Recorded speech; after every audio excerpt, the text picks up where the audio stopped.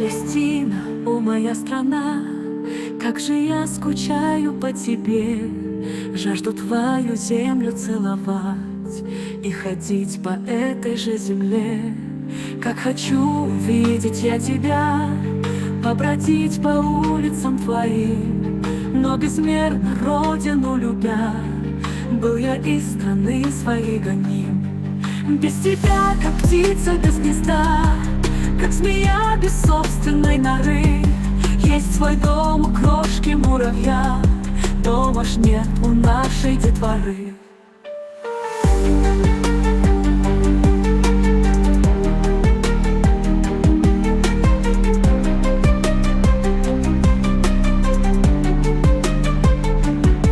Родина у нас одна как мать, как у всех народностей земли.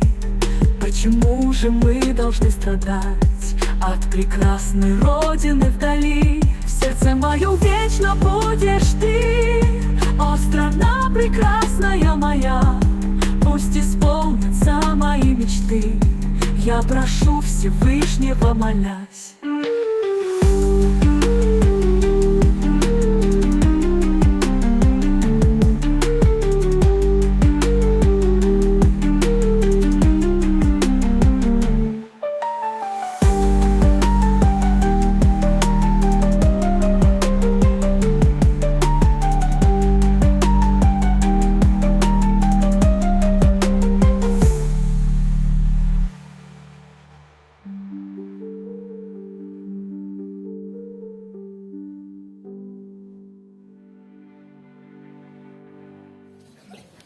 Добрый день, уважаемые любители искусства и живописи! Мы рады приветствовать вас в зале нашего районного краеведческого музея на открытии 125-й международной выставки «Палестина. Сердце каждого», где представлены картины российских и зарубежных художников. Эта выставка организована руководителем отделения Императорского православного палестинского общества, доктором философии и юриспруденции, академиком Международной гуманитарной академии Европа-Азия Басам Фатхи Аль-Балауи. Поприветствуем нашего гостя. Также на нашем мероприятии присутствуют представители нашего района. Гульсана Ильина задерживается, начальник отдела культуры Мингазиев Рустам Хасипович, отец Сергей, руководители культурных, социальных, финансовых учреждений нашего поселка. С 2021 года, как руководитель общественных организаций, доктор Басам развивает социально значимый проект серии международных художественных выставок «Палестина глазами российских и зарубежных художников», которые с успехом прошли на 115 российских и 9 зарубежных выставочных площадках в городах Газа, Ерихон Русского музея, Вифлеем Российского культурного центра имени Владимира Владимировича Путина, в Иерусалиме, городе Амман, Иордания и другие. Республика Татарстан и дипломатия играют огромную роль в поддержке мирного процесса на Ближнем Востоке. Целью данной выставки является посыл к миру и согласию на древней святой земле Палестине, справедливости и дружбе, поддержанию многовековой дружбы между народами России и Палестины.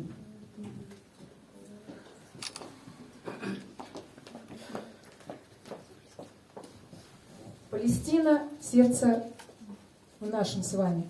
Трудно это передать словами. Солидарность с ней все эти годы.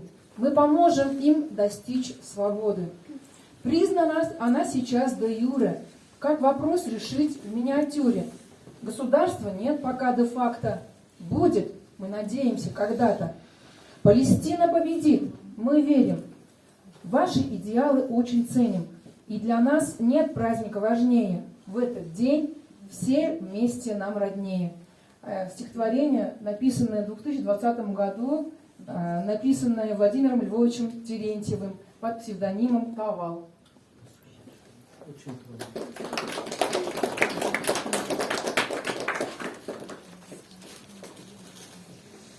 А сейчас слово для приветствия предоставляем начальнику отдела культуры Мингазиеву Рустему Хасиповичу.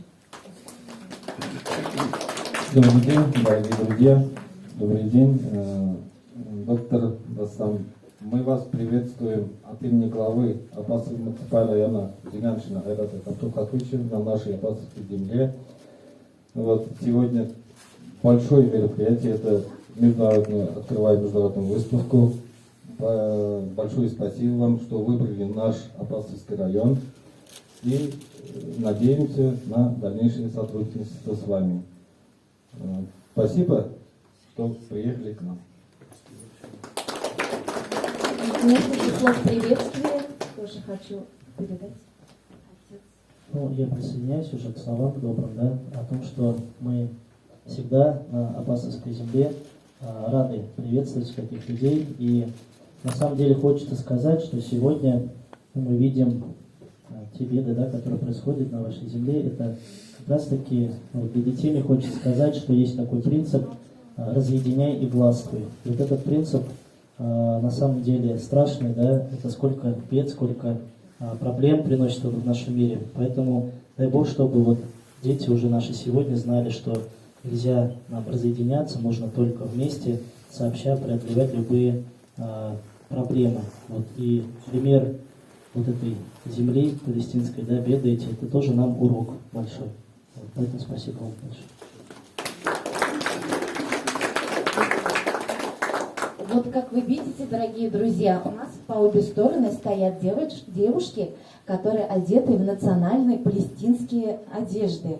Их с собой привез наш уважаемый доктор Басам. А теперь вот я хочу дать слово девушкам уже нашей национальности тоже, то есть нашим татарским девушкам. Они исполнят для вас музыкальный номер.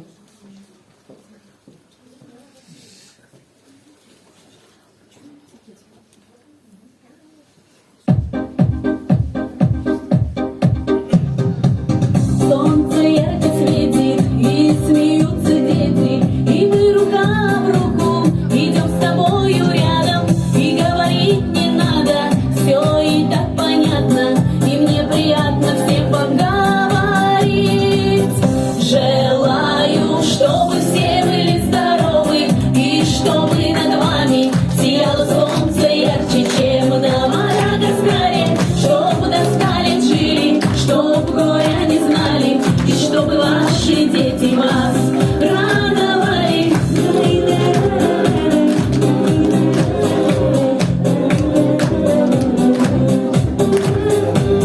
Я желаю мира, я добра желаю, и каждому здоровья от всей души желаю. И мне немного надо, хочу, чтобы были рядом любимые и вся моя родня.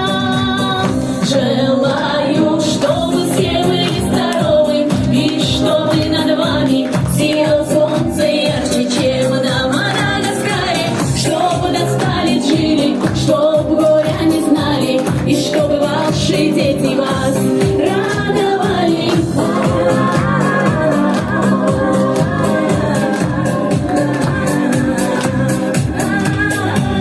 Солнце ярко светит, и смеются дети, и мы рука в руку идем с тобою рядом, и говорить не надо, все и так понятно, и мне приятно всем вам говорить.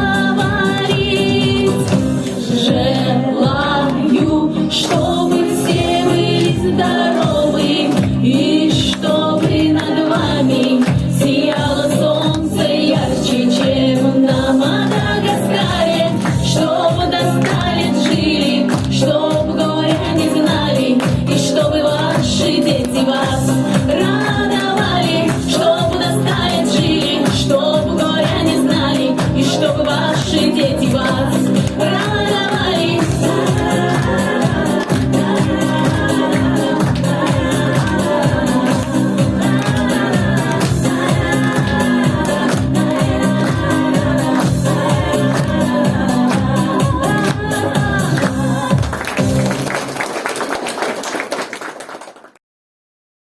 Палестина и Израиль. Краткая история конфликта. Что произойдет, если построить убежище для преследуемого народа в том месте, где уже живут люди? В этом ролике мы предоставим небольшую информацию о том, как зародился конфликт между Палестиной и Израилем, и о том, что вы можете сделать для достижения мира между народами этих стран. Во-первых, есть несколько моментов, которые помогут понять ситуацию. Первое. Большое количество евреев были вынуждены бежать из антисемитской Европы, особенно в ходе нацистского Холокоста. Сионисты спровоцировали массовую иммиграцию на территорию Палестины, которая в то время была британской колонией. Долгое время небольшие общины евреев жили рядом, бок о бок с большими общинами местных жителей. Но когда ООН предложила еврейским иммигрантам большую часть земли и назвала ее Израилем, для подавляющей части палестинцев это стало началом тотального разрушения их жизни. Они отвергли план ООН, и несколько арабских стран были втянуты в войну против Израиля. Израиль начал сопротивление. В результате свыше 400 палестинских городов и поселений было уничтожено. К моменту окончания столкновений Израиль контролировал 78% исторических земель Палестины. И когда 3/4 миллиона палестинцев, которые бежали или были изгнаны во время конфликта, попытались вернуться к себе на родину, правительство нового государства запретило им въезд. А оставшиеся сотни тысяч их родственников, палестинцев, стали жителями второго сорта в новом государстве, где евреи стали большинством. Сегодня палестинцы и их дети в количестве нескольких миллионов заселились в основном в секторе Газа и на западном берегу реки Иордан. Миллионы палестинцев рассеялись по всему свету, причем многие из них до сих пор живут в лагерях для беженцев и мечтают однажды вернуться к себе на родину. Резюмируем вышесказанное. Одна группа иммигрантов обрела столь желанный дом, но в ходе этого образовалась другая группа иммигрантов. И второй момент, который нужно понять.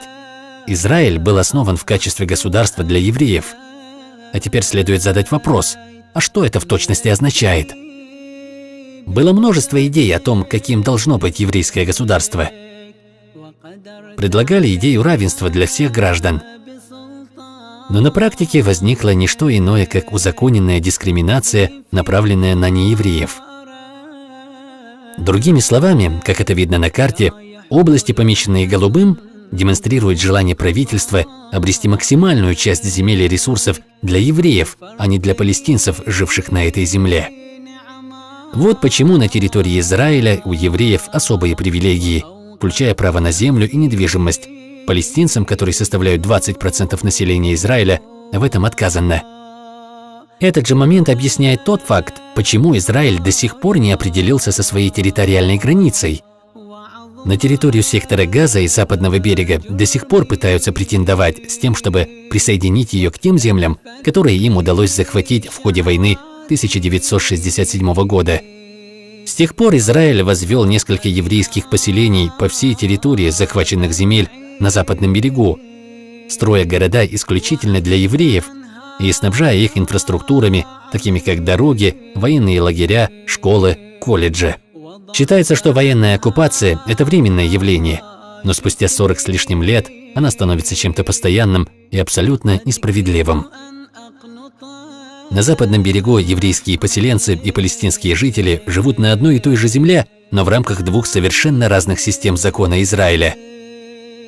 Еврейские поселенцы контролируют природные ресурсы, включая воды и посевные земли.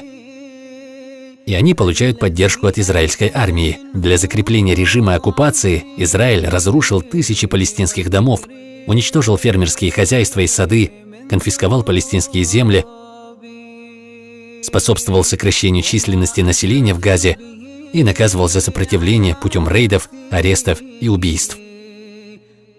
И все это ради того, чтобы получить как можно больше земли. Все это усугубило положение палестинцев до такой степени, что они были вынуждены бежать или были слишком запуганы, чтобы сопротивляться. Палестинцы сражались за свою землю. Десятилетиями они пытались отстоять свободу страны путем вооруженной борьбы. И это частично продолжается сегодня. Но большинство палестинцев вместо этого выступают за коллективный протест против оккупации. Глубоко ранящая политика контроля, репрессии и насилия самым жестоким образом сказались на жизни палестинцев, живущих в режиме оккупации.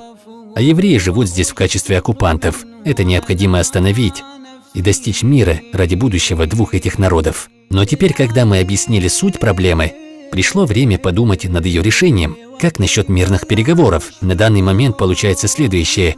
Поддержка Израиля со стороны США ухудшила положение на западном берегу. США помогли Израилю в политике оккупации. Годами проходили многочисленные переговоры. А тем временем Израиль в массовом порядке увеличивал количество еврейских поселений и нарисовал новую карту этих земель. Мирные договоры – это хорошо, если они реальны, но не в случае, если они прикрывают факты захвата земель. Так что же получается? США, мировая сверхдержава, была ужасным другом. Она снабжала Израиль разрушительными видами оружия на земле Палестины и финансировала израильскую армию, самого большого получателя американской финансовой поддержки в мире. Но есть другая сверхдержава, которая может все изменить. Это вы. В мире существует движение, в котором принимают участие сотни тысяч человек, таких же, как вы, включая палестинцев и израильтян, которые протестуют, изучают, разоблачают и бойкотируют, с тем, чтобы организовать ненасильственное международное давление на Израиль, чтобы он прекратил нарушать права человека в Палестине. На протяжении истории, там, где правительство не могло восстановить справедливость, обычные люди, такие как вы и мы, брали дело в свои руки и побеждали. Наступил черед для Палестины обрести свободу и справедливость. Мы можем заставить Израиль остановить оккупацию и дискриминацию. Мы хотим, чтобы и у палестинцев, и у евреев было равенство, права человека. Мы можем изменить историю. Присоединяйся к нам.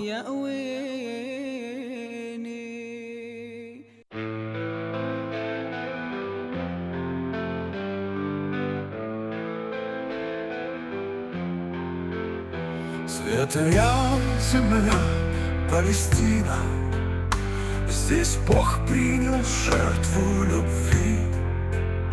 Святые скрижали святыни, пред миром во благо яви. Палестина, Палестина, дом родной, связаны с тобой одной судьбой. Предками завещано хранить памяти незыблемую нить. Палестина, Палестина, дом родной, связаны с тобой одной судьбой. Ой, суть предками завещано хранить памяти незыблемую нить. Саддамовых век здесь обитель, души палестинца покой. Дом отнял судьбы сокрушитель, теперь мой народ стал изгой. Палестина, Палестина, дом родной, связаны с тобой одной судьбой. Ой, суть предками завещано хранить памяти незыблемую нить.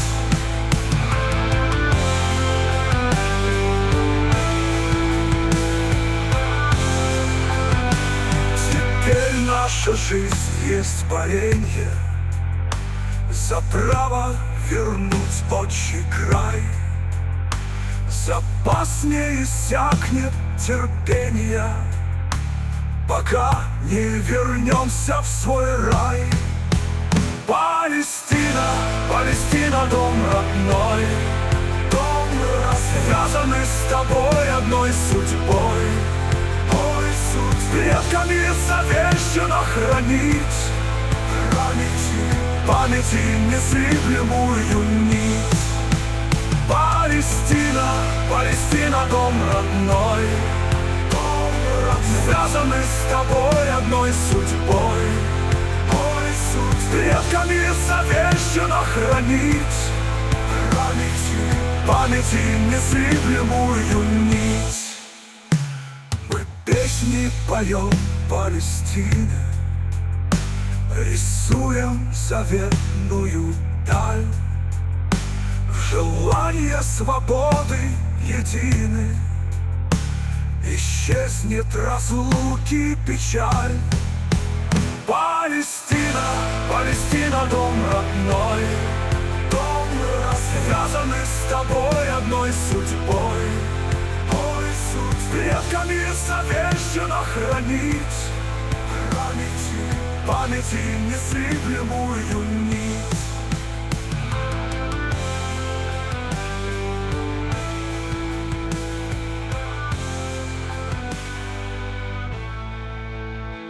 Мы песни поем Палестины, рисуем заветную даль, в желание свободы едины. Я твой сын, родная Палестина. Больно, когда мать моя в беде. Как же трудно тебе, Палестина, моя родина гибнет в огне. Как же горько мне жить, Палестина, черный ворон на нашей земле. Ничего нет печальней для сына слышать стон на родной стороне. Не оставлю тебя, Палестина, солнце встанет в свободной стране. Наяву пусть предстанет картина, голубь мира летит в синеве. А сейчас я хочу несколько слов сказать о докторе Бассаме. Доктор Бассам Фатхи Аль-Балуи родился в 1962 году в городе Газа, Палестина, в семье известного палестинского общественного деятеля, одного из основателей Организации освобождения Палестины, писателя, заместителя министра образования палестинской автономии. Он работал в государстве Катар, в Министерстве электроэнергии и водного хозяйства, начал заниматься журналистской деятельностью, работал тренером палестинской юношеской сборной по футболу в Катаре. В 1983 году приехал в СССР с целью получить высшее образование. В 1988 году закончил Ереванский институт народного хозяйства. Затем поступил в аспирантуру Института государства и права Российской академии наук. Имеет ученую степень доктора философии и юриспруденции. С 1992 года проживает в городе Чебоксары Чувашской Республики, занимается бизнесом, сопровождением международных переговоров, в том числе и на высшем уровне, сопровождает российские и иные делегации за рубеж, бизнес-переговоры, также преподает арабский язык. Он является гражданином Российской Федерации и женат и имеет 2 детей. Доктор Бассам, проживая в Чувашской Республике с 1992 года, наряду с предпринимательской деятельностью, все годы ведет активную общественную и благотворительную деятельность. Начиная с 1993 года он в самые трудные годы оказывал огромную материальную поддержку детским домам и интернатам, Детскому фонду России, за что был удостоен медали Российского детского фонда за большой вклад в дело защиты детей и многолетнюю спонсорскую помощь фонду. Также Аль-Балуи в своей деятельности руководствуется принципами борьбы за гуманизм, за мир, укрепление сотрудничества и наведение мостов дружбы между всеми народами мира, поддержки просвещения, науки и культуры. Его девиз: «Только имея самую высокую степень человечности, можно спасти мир и сохранить жизнь».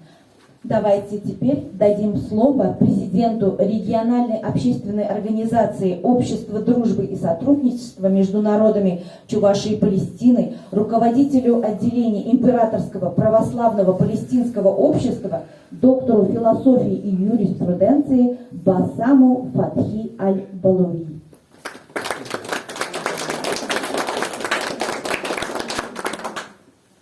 Ассаламу алейкум ва рахматуллахи ва баракатух. Здравствуйте и добрый день, дорогие братья, сестры, дорогие дети, руководители, Апостольский район. Я первый раз в жизни на вашей земле.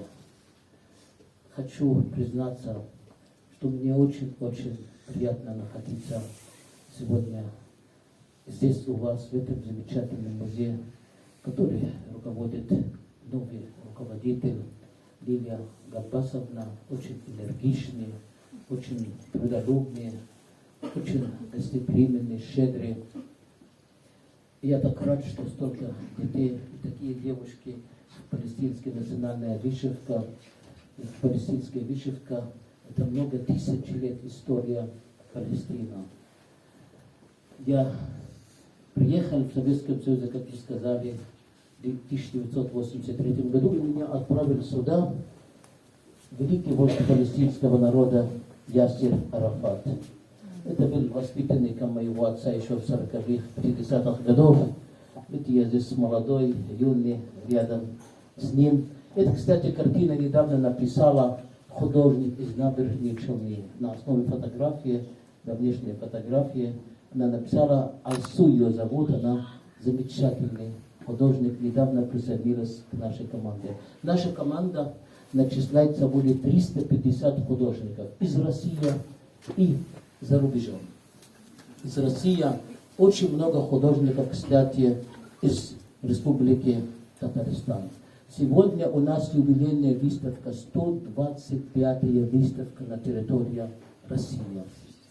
Палестина глазами российских и зарубежных художников, а эта выставка сегодня называется у нас «Палестина в наших сердцах». Я хочу несколько вопросов задать. Здесь особенно молодые и дети, и кто будет у меня отвечать, от меня получит однозначный приз. Вот какая столица Татарстана? Кто знает? Хорошо.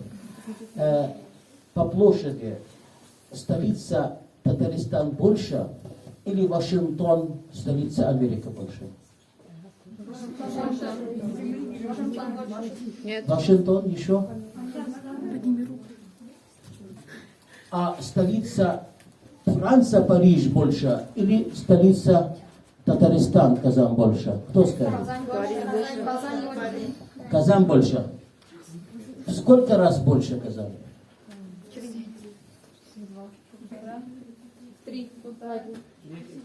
Так, вы сказали Казан сюда ко мне, вы сказали Казан сюда ко мне.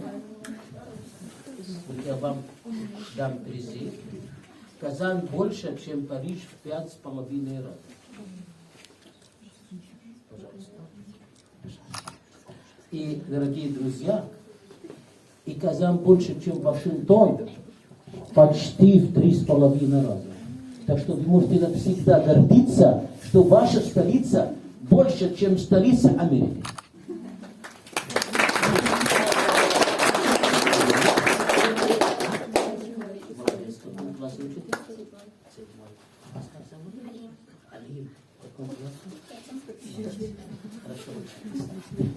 Так, у меня еще вопросы.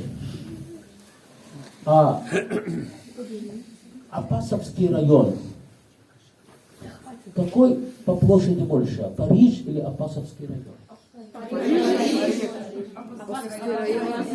Апостольский район. Апостольский район. В сколько раз больше Апасовский район? 3,5.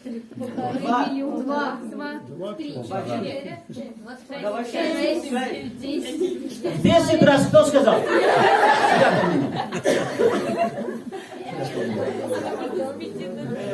Париж 105 квадратных километров, Апасовский район 1047,5 квадратных километров. В 10 раз больше.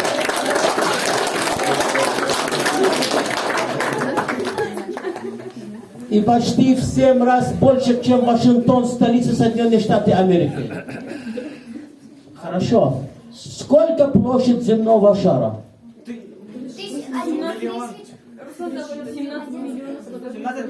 17 это Россия. 17 миллионов это Россия.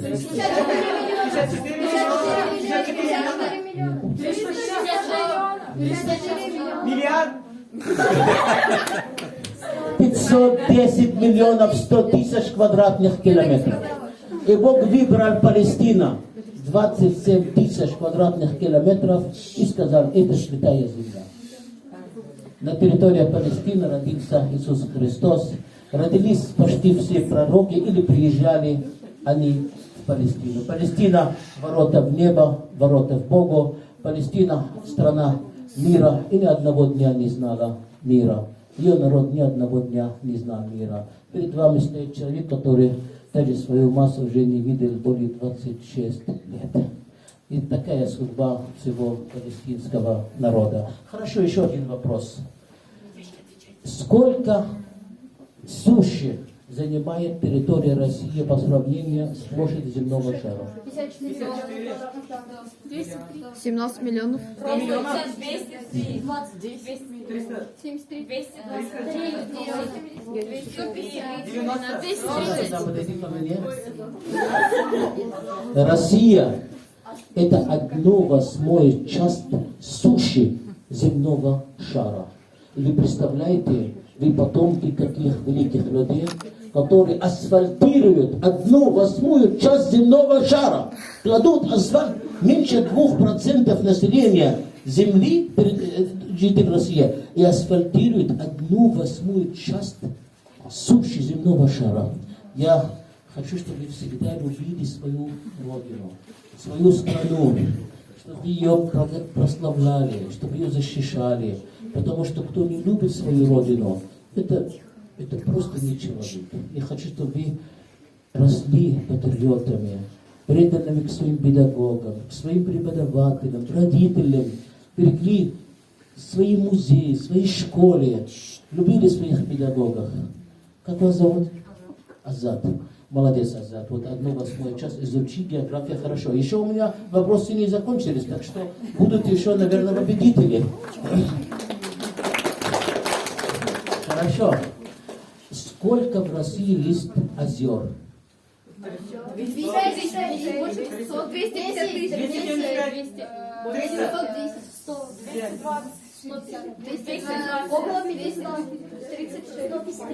Если даже в Чувашии 2534 озер, как это у вас? 750 тысяч.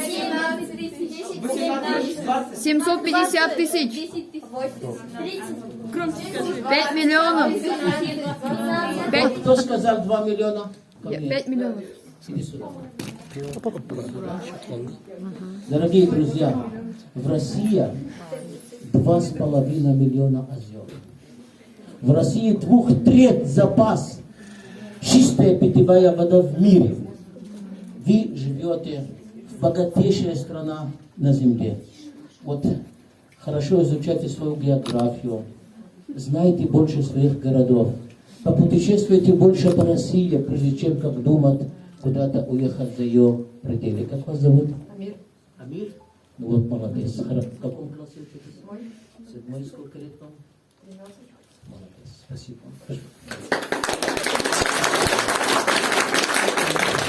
Еще будут вопросы и победители, скорее всего. А сколько в России есть рек? Рек? Да. Больше миллиона.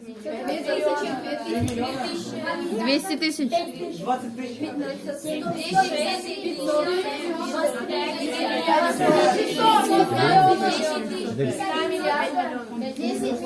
3 миллиона? Кто сказал 3 миллиона? Сюда в России 2,5 миллиона. Буду считать ответ почти правильный. 2,5 миллиона рек. А в Египте, где население больше 120 миллионов, одна река. Представьте себя, настолько вы богаты. Россия в мире более 62% внутри земли и над землей ресурсов. Россия богатейшая страна на земле, поэтому все хотят укусить, оторвать, разрушить, отнять. А я рассчитываю на то, что вы, будущие поколения и нынешние, не допустите, чтобы кто-то мог отобрать хоть кусок из нашей великой России. Спасибо большое. Как вас зовут? Руслан. Так, сколько вам лет? 13. 13. Дорогие друзья, посмотрите эту картину. Она не случайна здесь. Ее написал народный художник Иордания. На сегодняшний день более 400 дней палестинские дети и палестинский народ лишен права на жизнь и на хлеб.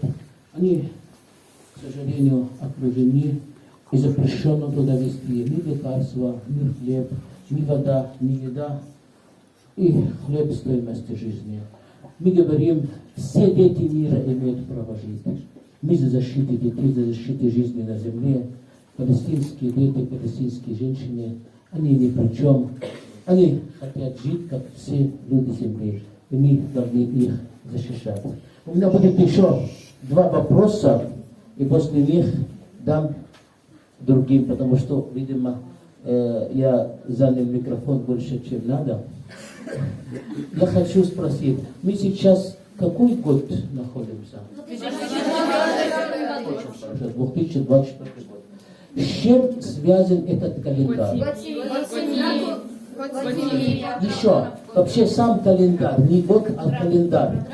Змея. Сам календарь. Рождество Христово, сюда подойдите, пожалуйста. От Рождества Христова. 2024 года назад родился Иисус Христос на палестинской земле. Хорошо. Как звали массу Иисуса Христа? Где он родится, Берта? В каком городе? Иерусалим. В Палестине, но в каком городе?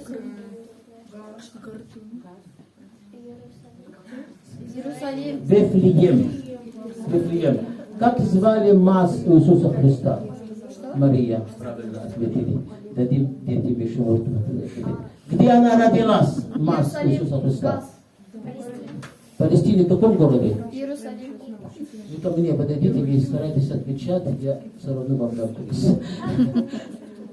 Она родилась в город Назарет. Она чистокровная палестинка. И поэтому мы считаем, что Иисус палестинец. Из Палестины пришла христианство в Россию более 1000 лет тому назад. Вот столько дружба Палестина и Россия у нас длится. Вот, пожалуйста, вам. Как вас зовут? Алин. Алин? Сколько лет? 9. В каком классе? 3. Спасибо. Вот, дорогие друзья, вы даже не догадаетесь, что ваши свидетельства о рождении, вы все написаны по палестинскому календарю. Вы отмечаете все свои праздники, дни рождения, юбилеи и даже печальные даты по палестинскому календарю. Государственные праздники, религиозные, и все. Если бы не Палестина, не была бы ни одна церковь в мире, ни один папа римский, ни один священник, ни один храм. Поэтому Палестина — это сегодня, как сказал великий татарский ученый Тагиров Ингер Ризакович, является испытанием совести. Испытание совести для всего жителей земли. Любите Россию, берегите ее и старайтесь хорошо учиться и знать свою географию очень хорошо, чтобы беречь свою родину. Спасибо вам большое, что вы сегодня пришли.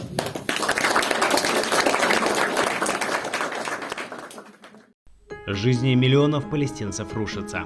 Стариков, женщин и детей обстреливают, избивают, уничтожают. Они попадают под колеса автомобилей, их бомбят, изгоняют с родной земли и убивают. Третья святыня ислама, мечеть Аль-Акса, оказалась захваченной. Саму мечеть осквернили, а прихожане попали под обстрел. Весь этот кошмар начался с одной идеологии – сионизма. Политическое и национальное движение, ориентированное на создание еврейского государства, основал в 1897 году австрийский еврей Теодор Герцель. Согласно иудейской религии, основание еврейского государства в Палестине до появления Мессии запрещено Всевышним, но у сионистов был другой взгляд на вещи. Теодор Герцель не был мессией, однако считал обязательной целью создания еврейского национального государства. Он сам и его последователи не были чужды расистским, супрематистским и колониально-поселенческим идеям.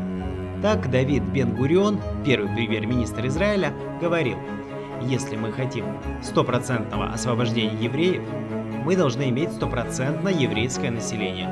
Стопроцентное еврейское хозяйство и стопроцентный еврейский порт. То есть мирное сосуществование с палестинцами изначально не рассматривалось даже как вариант. Известны его же слова по поводу арабских евреев из Северной Африки. Даже североафриканский иммигрант, выглядевший как дикарь, который не прочел за свою жизнь ни одной книги, даже религиозной, и который не знает, как произносить молитвы, несет в себе тысячелетнее духовное наследие, осознает он его или нет. Данное высказывание ясно подчеркивает идею расового превосходства сионистов, превосходство, которое распространяется не только на христиан, мусульман и арабов, но даже на восточных евреев, являющихся арабами по своей культуре, языку и происхождению. Идея расового превосходства евреев вообще регулярно прослеживалась в словах и политической практике Бен-Гуриона. К примеру, он объяснял, что еврейские рабочие должны были получать большие зарплаты, потому что они были более умными и прилежными, чем арабы. Именно эта идея стала ключевой в сионистской концепции еврейский труд или завоевание труда, которая способствовала найму исключительно еврейских рабочих в еврейские организации. Не меньшей проблемой, чем изначальный расизм сионизма, стала политика переселенческого колониализма. Последовательное вытеснение коренных жителей с их же земель в итоге приняло вот такие формы. Jacob, you know this is not your house. Yes, but if I go, you don't go back. So what's the problem? You are stealing my house. And if I don't steal it, someone else is going to steal it. Еще один идеолог и символ сионизма Владимир Жаботинский строил параллели между захватом земель Палестины и завоеванием европейцами Северной Америки с последующим геноцидом коренного населения. Он считал, что сионисты должны проделать то же самое с палестинцами. Жаботинский понимал, что палестинцы будут сопротивляться, а потому заранее оправдывал использование любых практик, включая применение насилия, манипуляции и обман для достижения целей, поставленных идеологией сионизма. Одним из символов сегрегации и апартеида стала израильская разделительная стена, которая шрамом рассекает территорию Палестины и своим существованием утверждает, что вопрос расовой изоляции останется неизменным. В 1891 году еврейский публицист и философ Ахад Хаам написал памфлет, получивший название «Правда из Палестины». Еврейские поселенцы относятся к арабам враждебно и жестоко, беспричинно нарушают их границы, бесстыдно избивают, не имея на то объективных причин, и даже гордятся таким поведением. Спустя более 100 лет его слова по-прежнему актуальны. Ничего не изменилось. Легализация оккупации и узаконивание произвола. Принудительные выселения из арабо-палестинского района Шейх-Джаррах в восточной части Иерусалима. Штурм священной мечети Аль-Акса. Незаконные поселенцы, которые атакуют и убивают палестинцев. Бомбы, летящие на сектор Газа. Все это делается во имя сионизма с целью сохранения превосходства исключительно евреев и чисто еврейского характера государства. И все это в рамках извращенных законов. Например, если вы палестинец и живете в восточной части Иерусалима, то существует 3 законных критерия, на основании которых вас могут лишить всех прав. Первый. Вам нельзя проживать более 7 лет за границей, а также получать вид на жительство в других странах. Второе. Вам необходимо подтверждать, что центр вашей жизни находится в Иерусалиме. Третье. Вам не должно быть предъявлено обвинение в предательстве Израиля. То есть, что бы вы ни делали, всегда найдется способ от вас избавиться. Израиль продолжает добиваться абсолютного преобладания еврейского населения в священном городе и на всей территории Палестины. Сотни тысяч арабов были вынуждены покинуть свои дома с 1948 года. Миллионы палестинских беженцев лишены права вернуться на родину предков. Как это и было изначально, Израиль существует на основе российских идей и нацелен на постоянное расширение проекта переселенческого колониализма. Стоит ли ожидать, что это прекратится само по себе? Или нужно добиваться права на жизнь, свободу и самозащиту?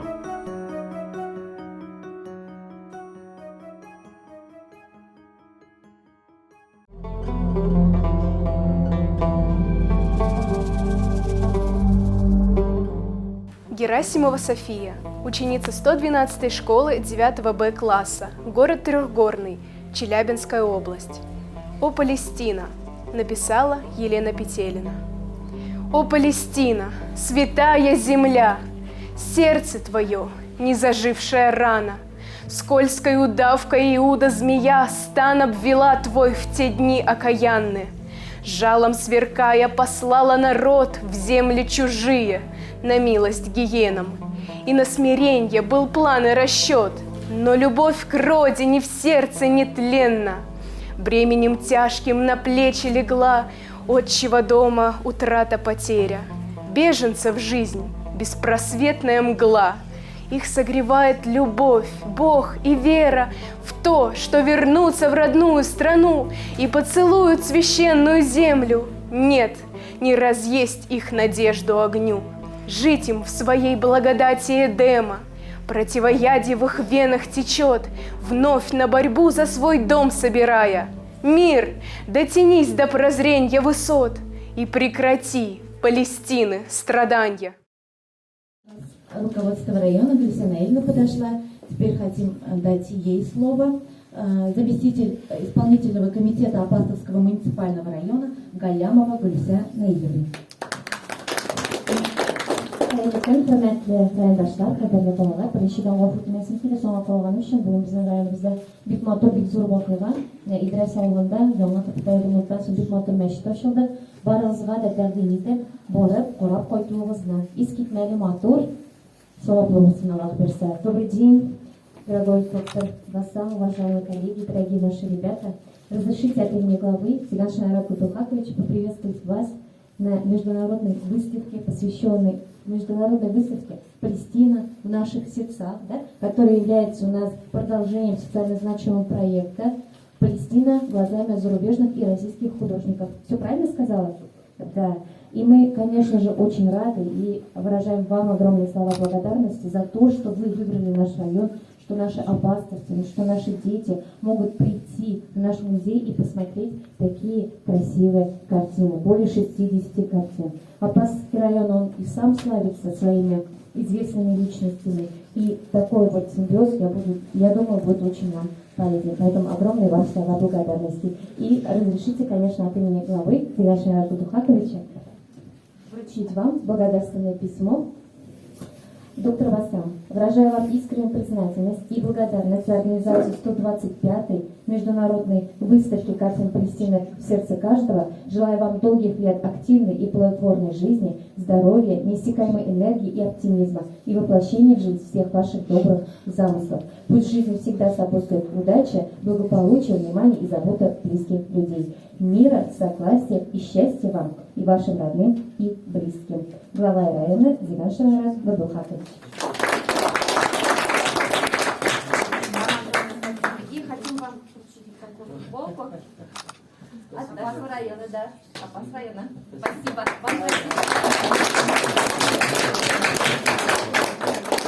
Спасибо большое.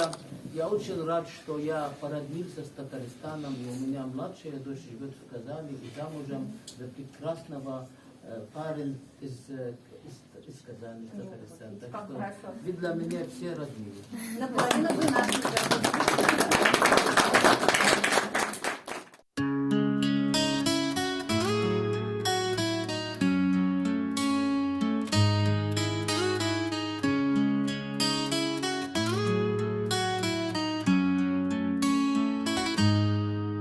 Святая земля Палестина, здесь Бог принял жертву любви.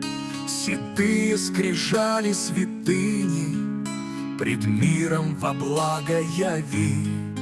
Палестина, Палестина, дом родной, связаны с тобой одной судьбой, предками завещано хранить памяти незыблемую нить.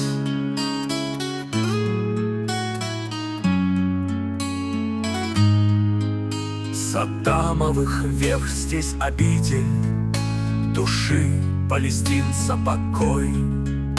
Дом отнял судьбы сокрушитель, теперь мой народ стал изгой. Палестина, Палестина, дом родной, связаны с тобой одной судьбой, предками завещано хранить памяти незыблемую нить.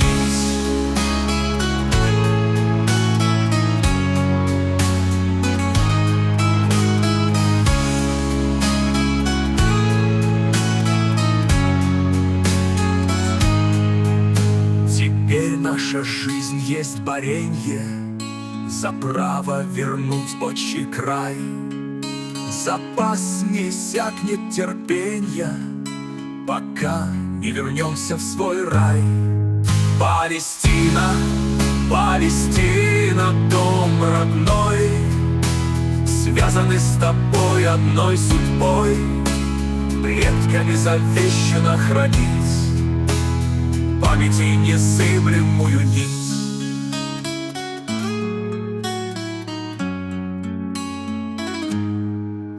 Мы песни поем Палестины, рисуем заветную даль. Желание свободы едины, исчезнет разлуки печаль. Палестина, Палестина, дом родной, связаны с тобой одной судьбой, предками завещано хранить памяти незыблемую нить.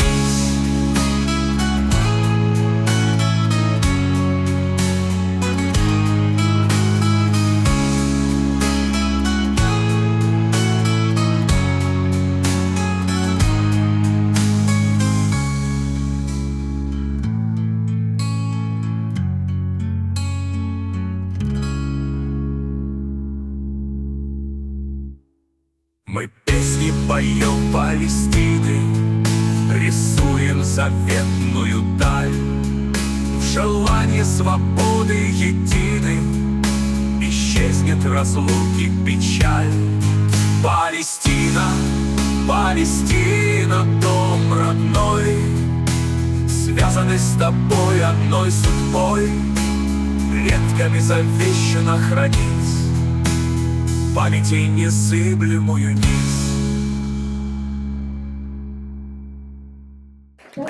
Я хотела отметить то, что Краеведческим музеем был объявлен конкурс рисунков среди воспитанников школы искусства. Мы отобрали лучшие работы детей и пригласили их для награждения.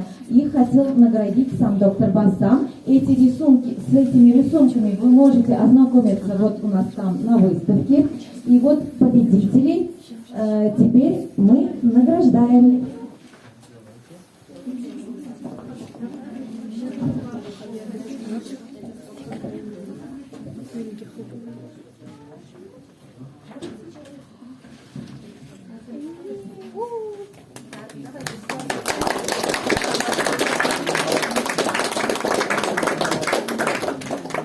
Этот конкурс у нас назывался «Мир глазами детей».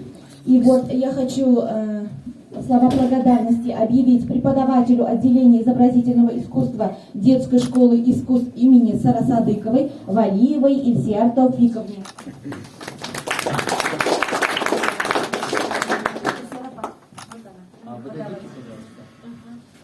Спасибо вам большое.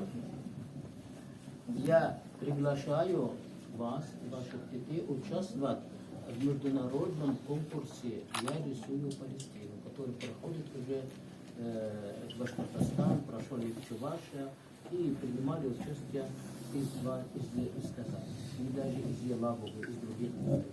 Спасибо большое. Также благодарственным письмом награждается и Батулина Аделина.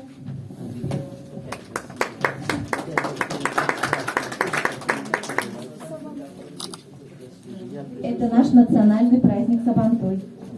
Я присутствовал на ваш Сабантуй, когда еще в Чувашии был. И приехал ваш Рустам Маниханов, президент. И меня удивило, что он прекрасно говорит по-арабски. Мы с ним общались на арабском языке.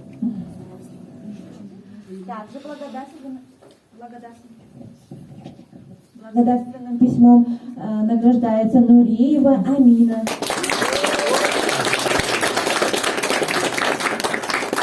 Такие аплодисменты, настолько она пользуется такая популярность среди вас. Мне очень приятно, что у меня сестра, пусть земля будет пухом, звали тоже Амина.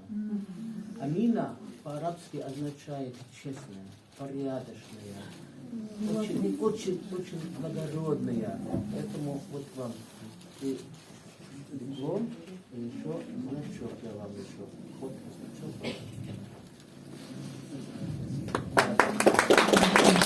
Следующее благодарственное письмо Гумерову Алиму. Это вот у нас активный участник ваших Который получил вопросов. значок, молодец. Молодец, такая картина.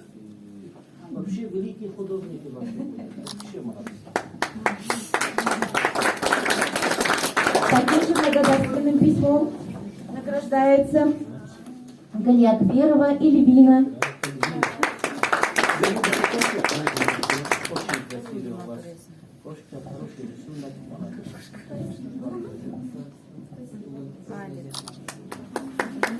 И также благодарственным письмом доктора Балуи награждается Галиуллина Алсу.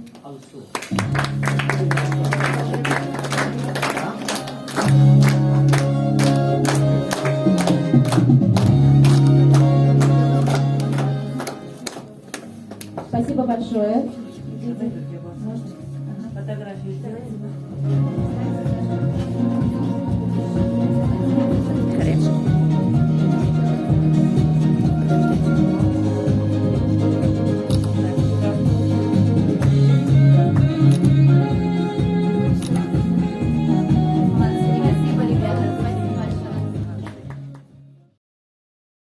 Палестина.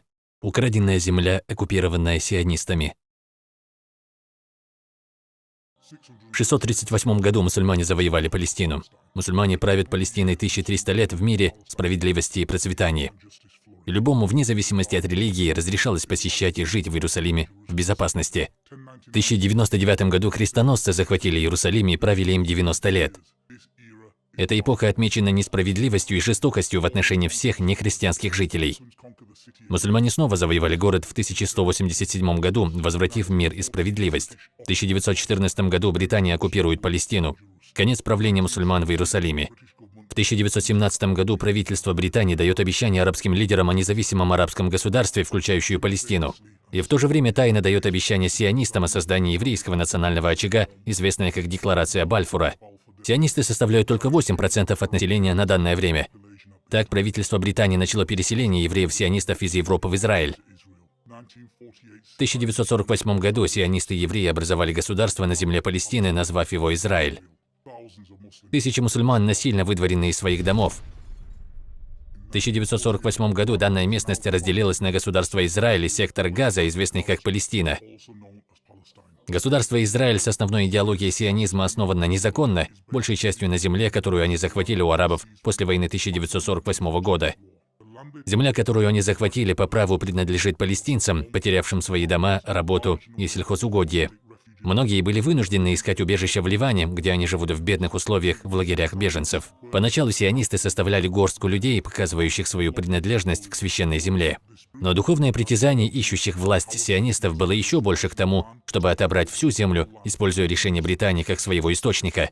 С 1948 года, когда Израиль заявил об образовании израильского государства, огромное количество евреев эмигрировало на эту землю. Сионисты систематически захватывали ресурсы, принадлежащие палестинцам, а также ресурсы соседних стран. Оккупация достигла таких масштабов, что на сегодняшний день от Палестины осталось лишь несколько клочков. Первая карта 1948 года, приблизительно за год до образования Израиля, где евреи освоили не более 6% от исторически представленной земли Палестины. Вторая карта 1947 года подверглась плану ООН по разделению данной земли, вследствие которого уже 55% земли принадлежало евреям. Третья карта 1948-1967 года показывает, что в результате войны 1948 года уже к 1967 году Израиль захватил 78% этой земли. Четвертая карта отображает наше время, где Израиль систематически захватывает все больше и больше земель палестинцев, следуя своему плану. Около полумиллиона израильских поселений имеется на западном берегу реки Иордан. Согласно международному праву, для Израиля является незаконным постройка израильских поселений на оккупированных территориях Палестины. Израиль захватил 60% западного побережья.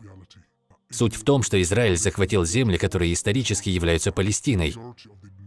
Большинство исконного населения этой земли – палестинцы, выселенные из данной земли, а те, кто остались, живут просто без суверенитета.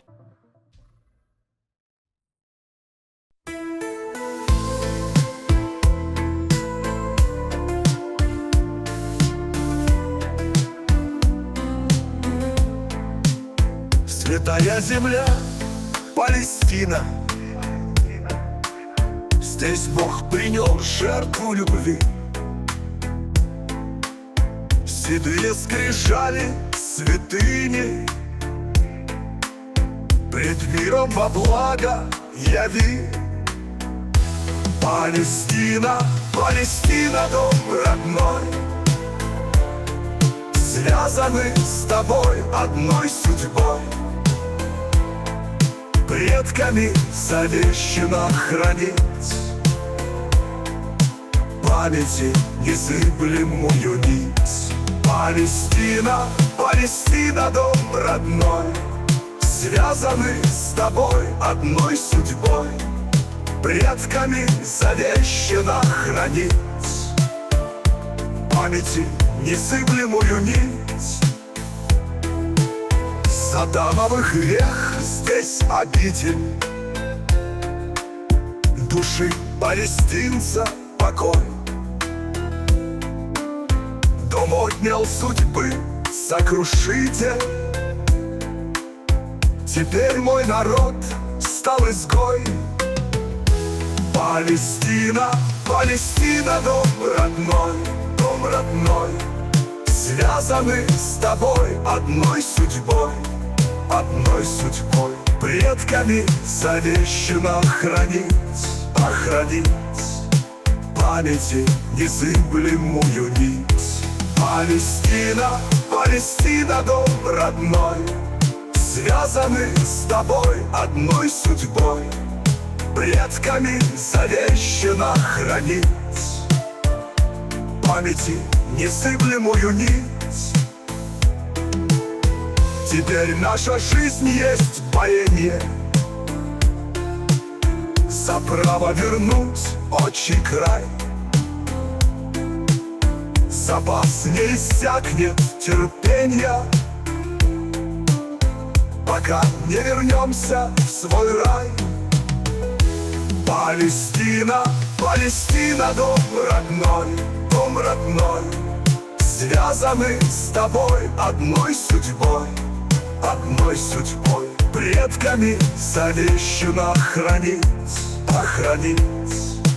памяти незыблемую нить. Палестина, Палестина, дом родной, связаны с тобой одной судьбой. Предками завещено хранить памяти незыблемую нить. Мы песни поем Палестины, рисуем заветную даль. В желании свободы едины исчезнет разлуки печаль. Палестина, Палестина, дом родной, связаны с тобой одной судьбой, одной судьбой. Предками завещено охранить памяти незыблемую нить. Палестина, Палестина, дом родной, связаны с тобой одной судьбой.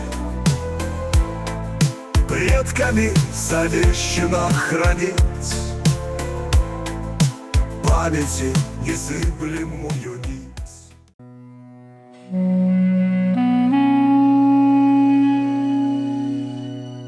Рыбкин Дмитрий, ученик 6 В класса 112 школы номер 112 города Трехгорный, Челябинская область.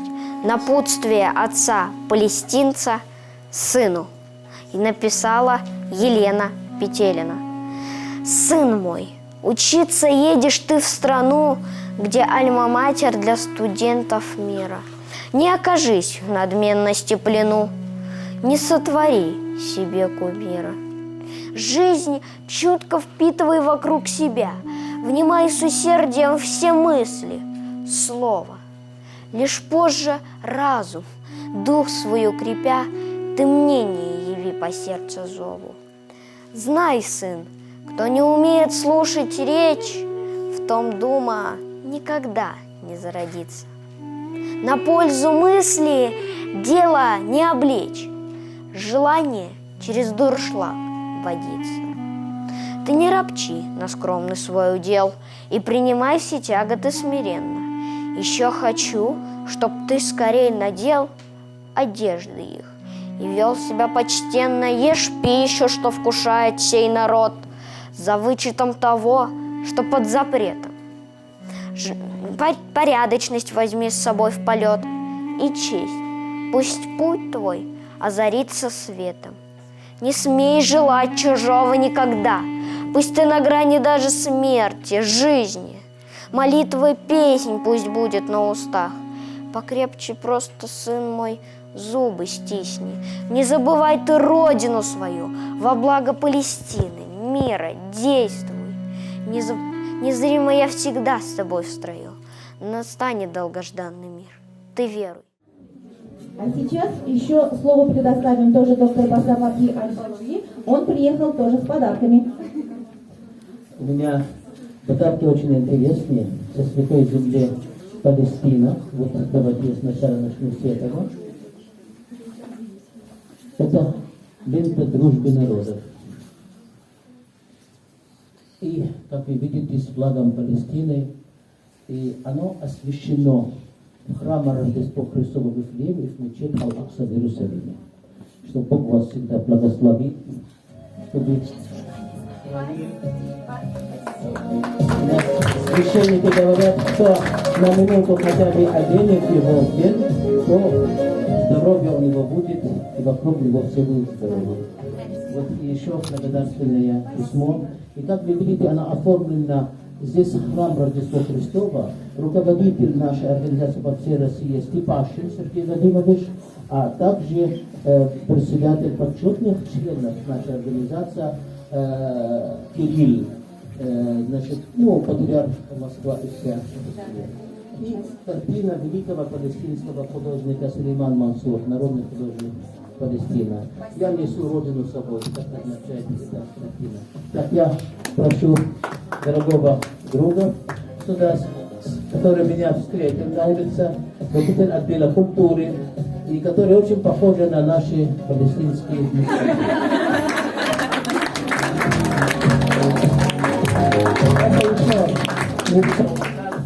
Еще вот такое же, значит, для него благодарственное письмо.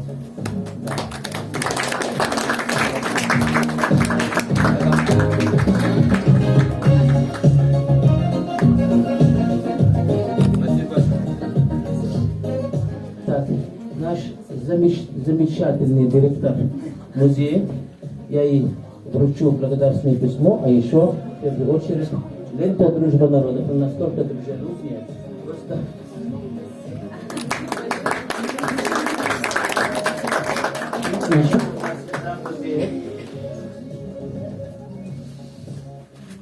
Для музея роман, палестинский роман теперь будет в вашем музее «Любовь и хлеб». Этот роман мне пришлось с собой перевести его с арабского на русском. Я думаю, всем будет интересно его читать, этот роман. Я обещаю, что я отправлю вам еще его в электронном версии, для того, чтобы все могли его читать. Это удивительный роман. Я постоянно в связи с автором этого романа, она живет сейчас в Иордании, палестинка, которая, когда было ей 4 года, она рассказывает все, что с ней произошло, когда изгнали из Родины, и как они потом состоялись в жизни со своей семьей. Это замечательный роман для музея «Обильных земля». Да. Вот. И для иллюстрации «Обильных земля». Да. И для церковь. Для церковь, пожалуйста. Вот. И еще у нас остался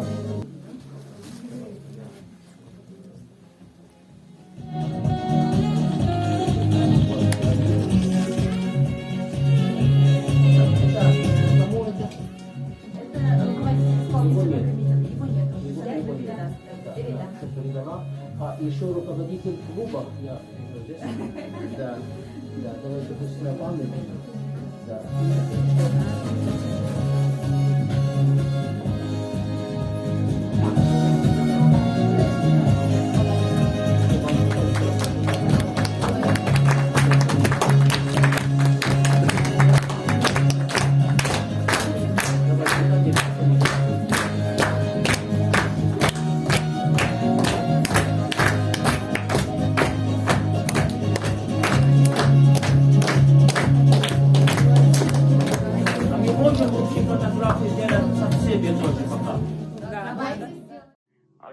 На протяжении всей истории евреи подвергались гонениям, страдали от Холокоста.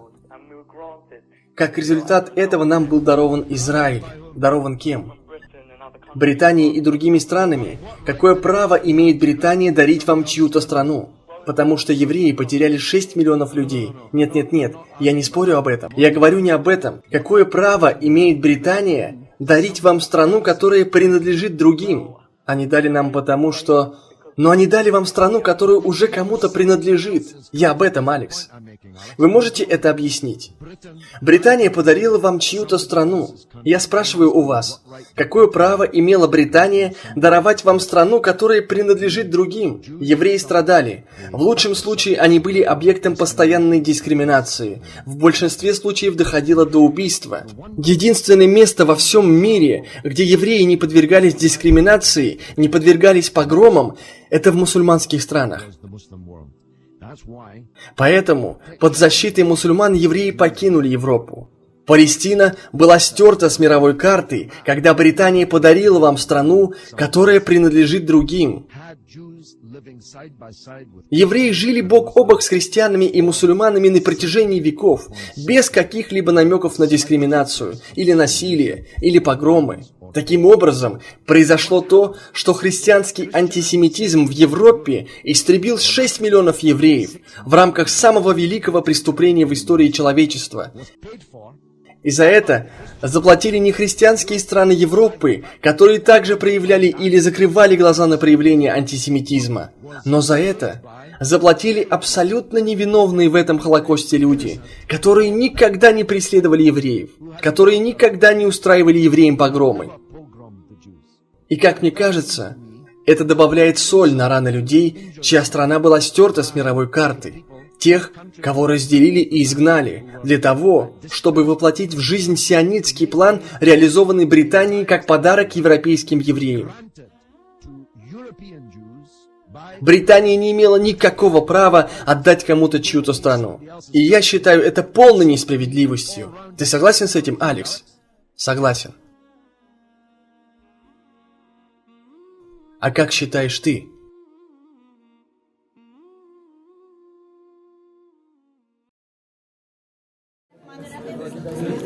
Я поддержу с вами, поддержу. Давайте. Я поддержу. Можно на память оставить куски. На память нужно, кому-то на память.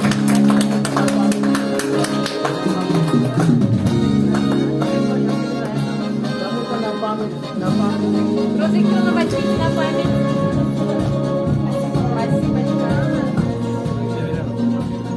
А сейчас наш очередной музыкальный подарок.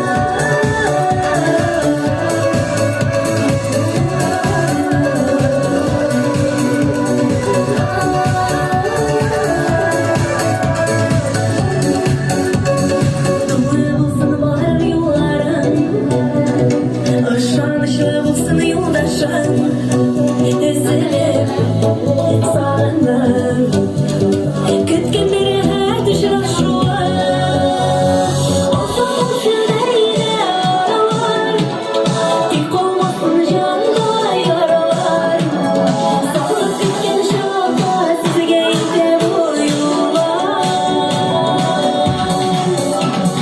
Olsa şüreyle aralar Dik olmasın canda yaralar Siz kütkin de gülge sizge ite bu yuvar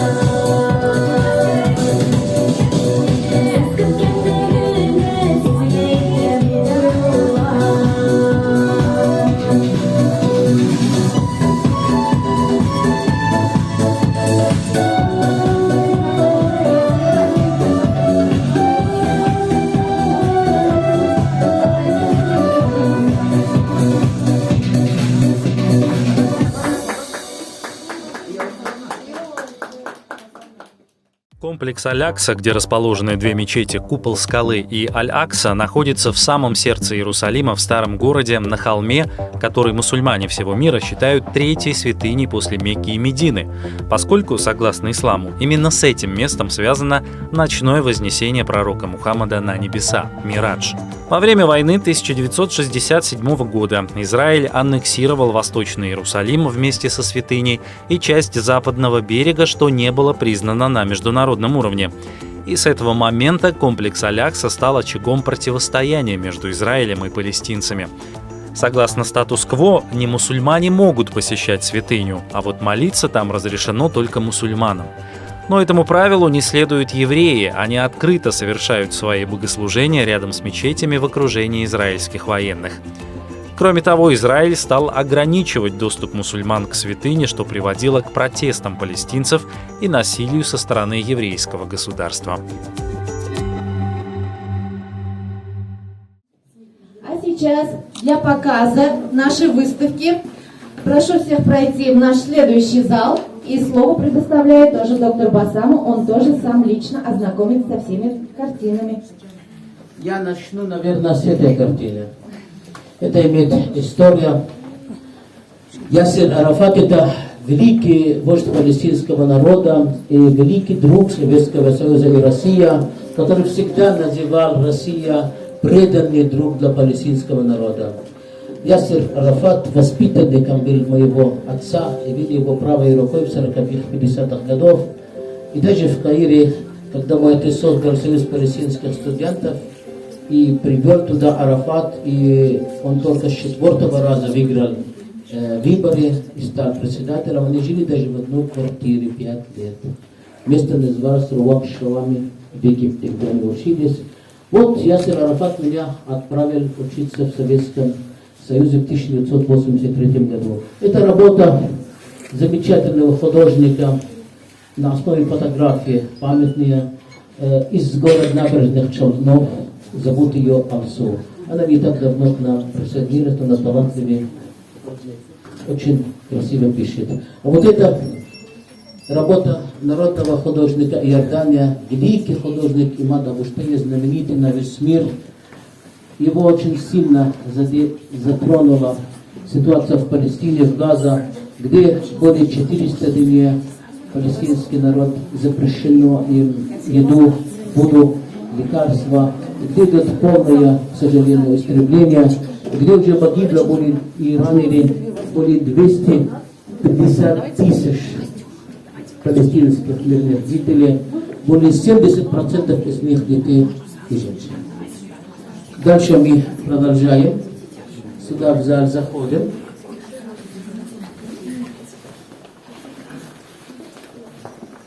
Я буду вам рассказывать о каждой картине, дорогие друзья, чтобы вы представляли и о каждом художнике, который написал. Вот эта картина, фактически, эта картина, она символизирует желание палестинцев выжить. Эта девушка, ее зовут Милад, значит рождение. Ее отец мечтал о дочери. И так случилось, что Израиль его захватил, посадил в тюрьме, дали ему около 500 лет заключения. И не пускают туда никого, ни жена, никого туда нельзя вообще попасть. И врачи смогли взять сперму от него, в ближайшей больнице его жена отдала, и сделать ей пересадку, и она родила эта девушка. И вы не представляете, настолько это затронуло палестинский народ. Эта картина написал народный художник Сирия Раид Катанани. Эта девушка потом мечтала увидеть отца, и сегодня около 6 лет. Но для того, чтобы не смогла отца увидеть, Израиль убил ее отца Сирия. Так и он не смог обнять свою дочь. Она осталась жива. Есть такой город Акка в Палестине. Этот город Акка Наполеон Бонапарт захватил всю Палестину. Город Акка всего лишь 6 квадратных километров. И полгода не смог захватить город Акка. Это он находится на берегу Средиземного моря. И там храбро сражался Ахмад Баша Джазар. Вот Ахмад Баша Джазар полгода 6-километровый город Наполеон Бонапарт не смог захватить, проиграл и покинул Палестину. Его помогли, значит, забор города Акка и храбрые его бойцы, которые сражались за городом. Поэтому его имя осталось в истории навсегда. Это работа заслуженный художник Чувашской республики Павлов Александр Вячеславович. Вот эта работа у нас из республики Башкортостан. Как автор зовут? Кто-нибудь поможет?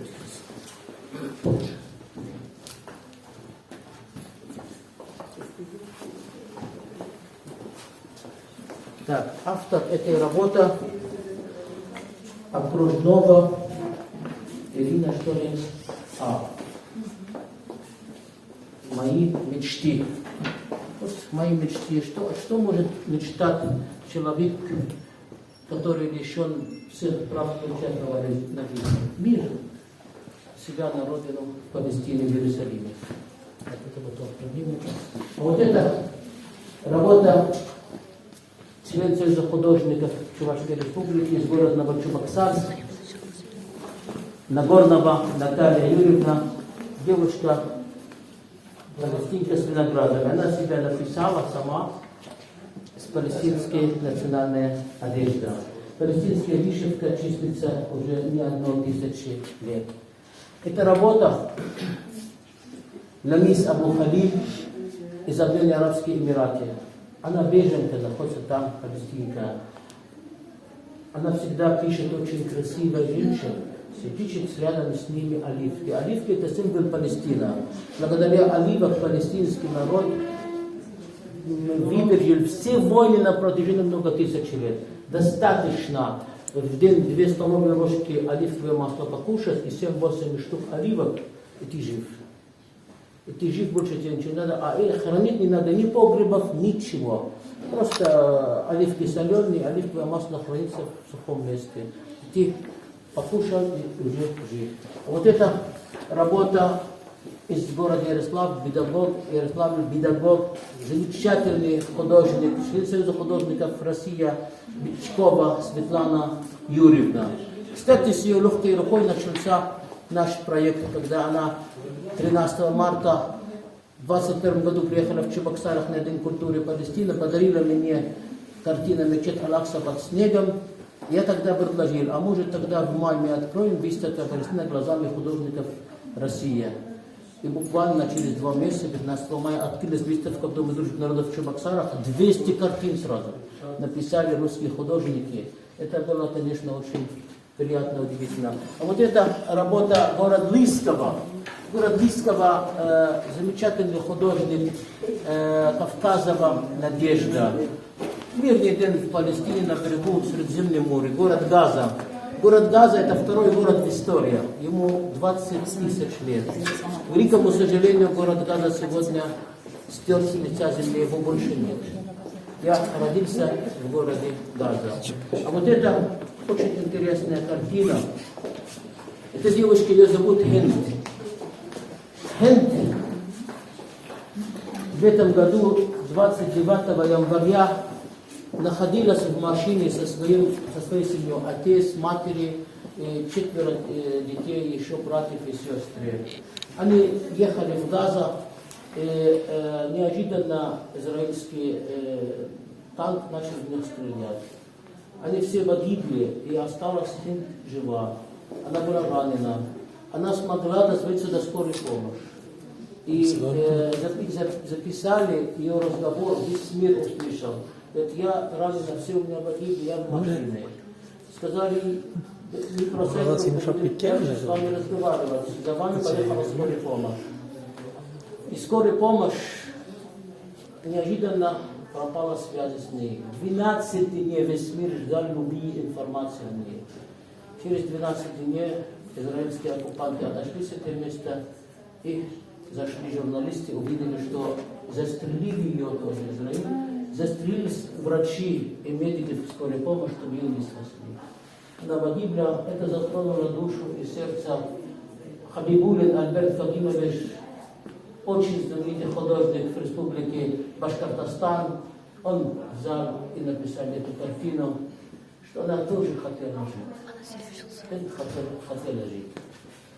Здесь очень интересная работа из города Белебе,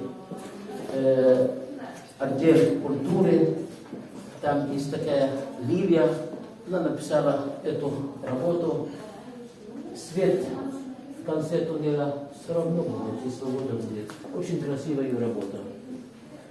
Вот это город Булгар, есть такой художник, Киргизин Валерьян Николаевич. У него была мечта участвовать на нашу выставку. Он подготовил 4 картины о Палестине и приехал на первую нашу выставку 15 мая 2021 году в Доме дружбы народов в городе Чебоксары. Участвовал и уехал. Я потом постоянно держал с ним связь, и я потом узнал, что он, оказывается, болел раком. И несколько месяцев выжил и скончался в больнице. Но теперь его картины семья нам передала, мы распределили на разных выставках, в том числе на Москву, и каждая выставка мы выписываем его семьи диплом участника. В память о нем, чтобы семья видела, что его память всегда будет жить. Если мы не будем хранить память наших великих людей, то тогда нам зачем всего этого заниматься? Это работа из города Санкт-Петербург. Вера написала «Палестинские фрукты». Хороший художник. А вот это очень интересная личность. Этот человек, его учителя были русские. Он был военный летчик, он был руководителем вооруженных сил Организации Объединенных Наций в Египте. И он очень признателен России. Он работал с бывшим президентом, покойным президентом Египта 16 лет, военные летчики. Он, когда когда распад СССР произошел, он открыл представительство для Чувашской республики в Египте и полностью оборудовал за свой счет центр Каира. И поднял там чувашский флаг, и пригласил правительство Чувашской республики. Я поехал тогда с вице-президентом, премьер-министром, 8 министров, и открывали эту представительство в Египте. К сожалению, его не стало, он очень любил Россию, он приезжал часто, его не стало во время ковида вместе с супругой. Его звали Фаиз Ханна. Эта работа из набережных Челнов написала Лисан Галимова, замечательный художник. И как вы видите, она и флаг Египта, флаг Палестины, значит, церковь Рождества Христова, так как он был христианином, и чувашский флаг, и танец, и пирамиды, она удивительная просто композиция выбрала в память о нем. Дальше, значит, здесь у нас, есть еще здесь картины.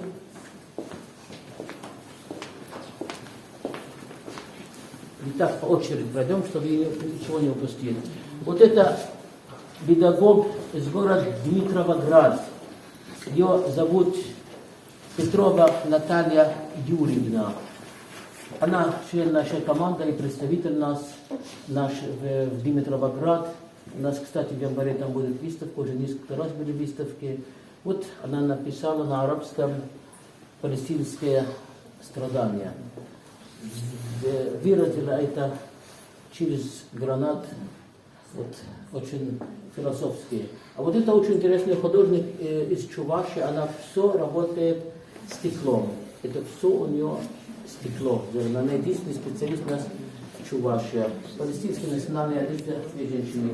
А вот это тоже набережные Челны, декан изобразительное искусство, факультет изобразительного искусства, педагогический университет набережные Челны, Амирова Наталья Владимировна.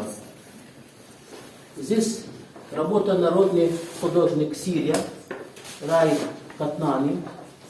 Сеп все равно сорвен. Очень символичная работа. Это работа художника из города Газа. Это рынок в город Газа. Я когда еще был юный, маленький, часто ходил с мамой, с сестрой, с дядей на этом рынке.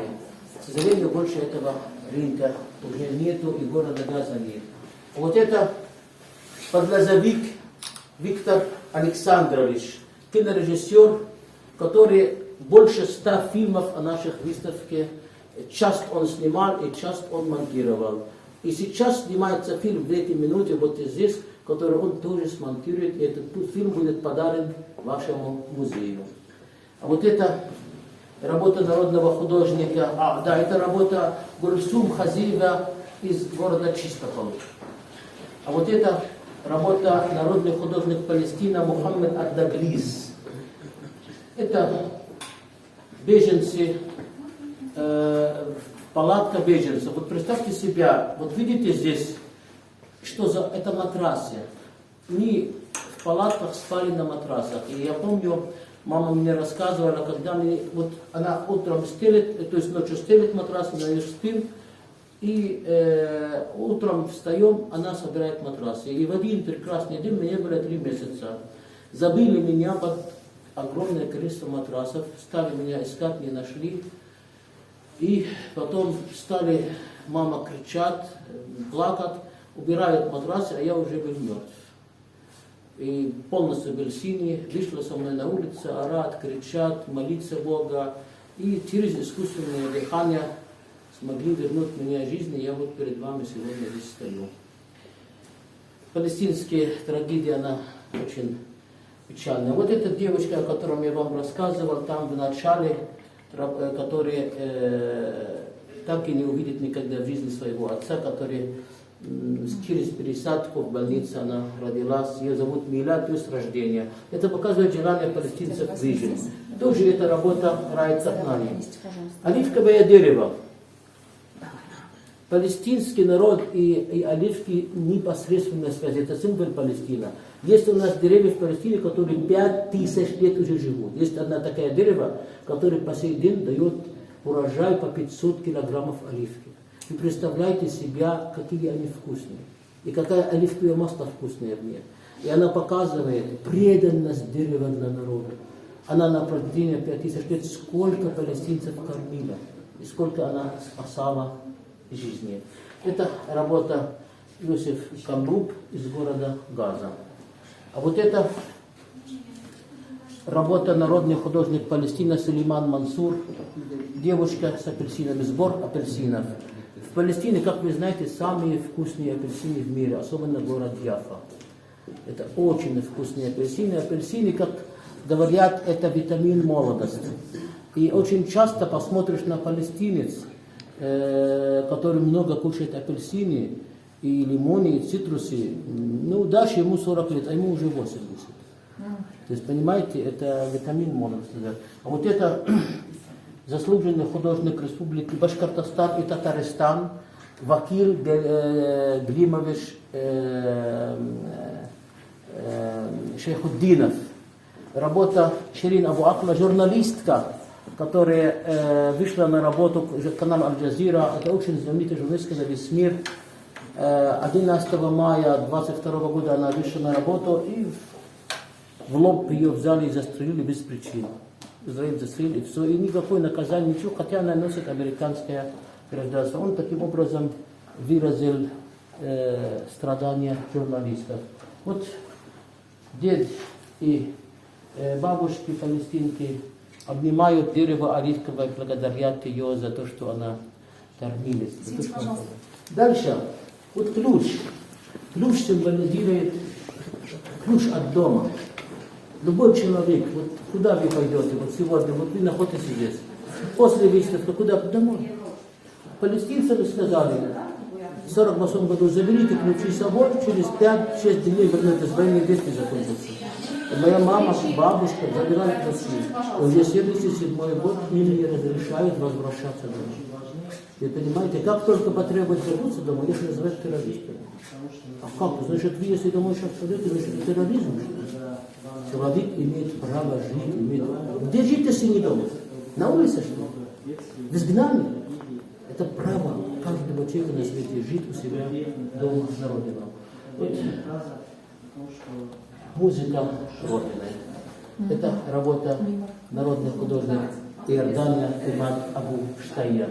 Вот Имад Абу еще другая работа Раид Катнани. Раид Катнани, народный художник Сирии, он в Палестине, родился в лагерях беженцев в Сирии. Жил беженец, сейчас он беженец в Иордании. Никогда видео своей родины не видел, и всю жизнь пишет Родину. Он написал свою дочку и ключ. Палестина что может оставить в наследство своим детям? Знаете что? Ключ от дома. Потому что дом отнят. Ключ. И документы, когда-нибудь, может быть, ты сможешь получить дом назад. И это работа из Газа Нариман Фараджалла. Тоже о жизни Палестины. А вот я задам вопрос, вот девушка здесь стоит.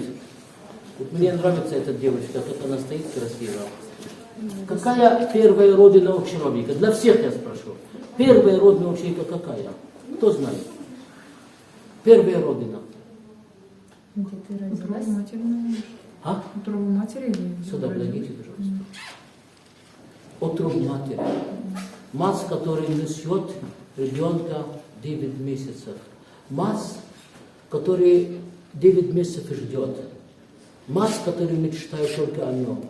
Мать, которая ночами не спит, когда ребенок родится. Мать, которая для него готовит одежду. Мать, которая, когда все спят, а он температура, только она сидит рядом и не спит всю ночь. А когда она рождает, от нее как 3,5, 4 или 5 килограммов мяса отрывает. Это страшная боль испытывает. И как только услышит его крик, она уже счастлива. Она забывает все боли. Вы понимаете, она первая родная, она проводит его на второй родине, где уже будет дальше жить. Она ему помогает, кормит своим молоком, теплом. Она потом продолжает отправить его в садик, потом в школу, потом в институте, в университете, потом женит. И хочет нянчить с его детьми. И приходит любой фашист, оккупант его застрелит и убьет его. Вы представляете, какая боль у матери? Мать несет все страдания и боли в нашем мире. Поэтому я вам покажу значок, чтобы правильно ответили. И за ваши прекрасные стихотворения. Спасибо большое. Это работа народного художника Палестины Сулеймана Мансура из Иерусалима. Мать палестинского народа. Все профессии, все жители земли рождают мать. Дальше. Это храм Рождества Христова в Вифлееме. Теперь он находится в оккупации. Захочет оккупант, тебя пустит туда паломником, не захочет, не пустит. Это работа тоже Сулейман Мансур. Никогда флаг свой не опустим. Это работа Сулейман Мансур, народный художник Палестина из города Иерусалим. Очень красиво, символично. А вот это работа заслуженный художник Марийской республики Ямбердов Иван Михайлович. Палестина мать всей земли. Потому что он считает, на его земле родился Иисус Христос, родились все пророки, и она действительно святая земля, потому что она мать земли. Очень символичная, красивая работа. А вот это работа народного художника Иордания. Мы несем Родину с собой, куда бы ни шли. Кстати, обложка книги «Любовь и хлеб», роман, это работа. Вот оливки, которые всегда кормят палестинский народ на протяжении тысячи лет. Вот это великий палестинский поэт Гассан Канафани. Гассан Канафани был другом Советского Союза и России. Его работы переведены на русском языке, они в интернете, кстати, есть. Он любил Россию, приезжал часто в Россию. Вот. Но, к сожалению, Израиль убивал все палестинские стараться поэтов, писателей. Его убили в 1972 году. А вот это Салах ад-Дин аль-Айюби. Это имеет история, это народный художник Иордания написал эту картину. Вы послушайте старшее поколение, удивитесь. История Салах ад-Дин. История Салах ад-Дин. Крестовый поход над Палестиной, когда пришел, они напали и обидели одной женщины. Знаете, что эта женщина? Больше 1000 лет назад почти. Одной женщины. Это знаете, что сказала эта женщина? Ой Боже, если был Салах ад-Дин аль-Айюби здесь, вы бы не смогли меня обидеть. Салах ад-Дин аль-Айюби жил в Ираке, он курд. Дошло информация до Салах ад-Дин аль-Айюби. И как вы думаете, что есть женщина в Палестине, ее обидели в крестовый поход и закрикнула ваше имя, что если бы вы были, вы бы не дали ее обидеть. Салах ад-Дин аль-Айюби собирает армию, едет освободить Палестину и Иерусалим ради этой женщины. Вот что значит защита чести, вот значит мужество бойцов в те времена. Вот он так написал Салах ад-Дин аль-Айюби, и вот так он представлял эту женщину. Я думаю, потом, кто не слышал рассказ об этих картинах, потом в видео, которое я подарю в музей, будет этот рассказ. Это очень интересные картины, здесь просто уникальные, их мало нет. Вот Нельсон Мандела. Нельсон Мандела и Ясер Арафат. Я вам хочу сказать одно. Когда арестовали Нельсон Манделу, посадили в тюрьму, Ясер Арафат взял опекунство над его сыном. 27 лет его семья ни в чем не нуждалась, они получали пособие Арафата. И когда из тюрьмы вышел Нельсон Мандела, первый, кого просил встретиться с Ясером Арафатом. Просто Арафат считал, что все борцы за свободу — это наши братья, мы должны быть солидарны с ними, мы должны их поддерживать, должны помогать. Это работа заслуженный художник Чувашской республики Павлов Александр Петрович. Сейчас Израиль подавали в международный суд, то есть ЮАР подавали на Израиль международный суд в Женеве за уничтожение, истребление палестинских детей и женщин. И очень преданный поступок со стороны ЮАР. Вот эта работа Раид Катнани, который никогда не видел родину, народный художник Палестина, Сирия, который, он этим хотел сказать, мы, палестинцы, готовы зацепиться за облаками, чтобы вернуться домой. Вот как символично любовь к родине. И вот здесь мечеть Аль-Акса, первая кибла всех мусульманов мира. И видите, оливковое дерево и ворота мечеть Аль-Акса. Тоже работа Раид Катнани. Это работа Вакиль Глемович Шейхуддинов, заслуженный художник Татарстана и Башкортостана. Он живет в Башкортостане. Он очень так здорово написал эту картину, что палестинский народ подумал, что это палестинский художник писал. Когда она принимала участие в Ерехоне, на выставках, в Вифлееме, в Иерусалиме, и в Иордании, в Газе принимала участие. Очень талантливый, замечательный художник. Вот татарские художники, какие прекрасные. Это древний Рим Вифлеем. Написала его Лисан Галимова из города Набережных Челнов. У вас такие таланты в Татарстане, такие люди хорошие. Прямо сердце иногда просто волнуется. Вот здесь эта работа, значит, Ольга Балашова из Кирово-Чепецк, тоже про Палестину. И здесь вот Балашова здесь, а это, наверное, Аврова, его дочка. Сзади наверняка написано автор. Жалко. Да я потом объясню. Ну, они тоже инициативная группа, которая начала эта выставка наша. Скорее всего, Ольга, да, Балашова, оба Балашова. А вот это как палестинцы дорожат свои деревья. Палестинка обнимает первого апельсинового, который ее кормит. Это работа народный художник Палестины Сулейман Мансур. Это журналистка, она была профессором, декан, худграф в университете в Газа. Израиль в начале года разбомбили ее вместе с семьей, ее убили. Это затронуло душу и сердце художника из республики Башкортостан, Вера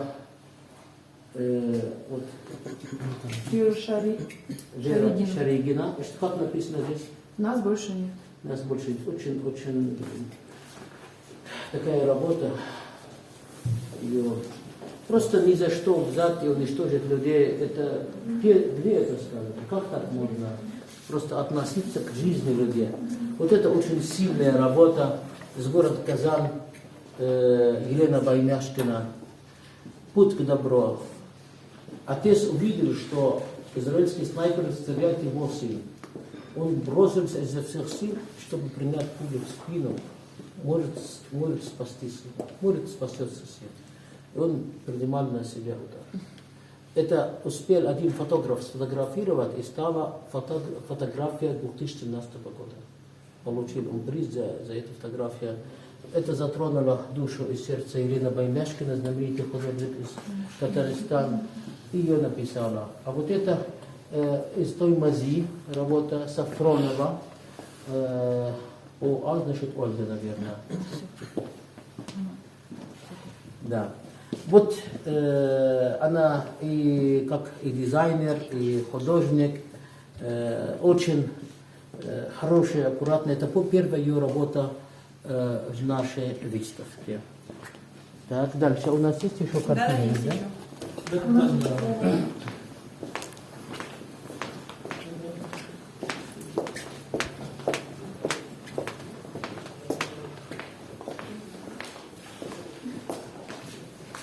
Значит,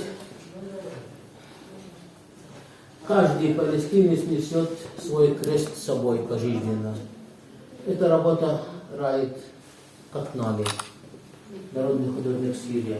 Вот это великий палестинский поэт Махмуд Дарвиш. Вы посмотрите в интернет, там очень много его работ на русском языке переведены. Это лауреат Международной Ленинской премии мира. Он учился когда-то 1 год в Москве, и очень любил Россию.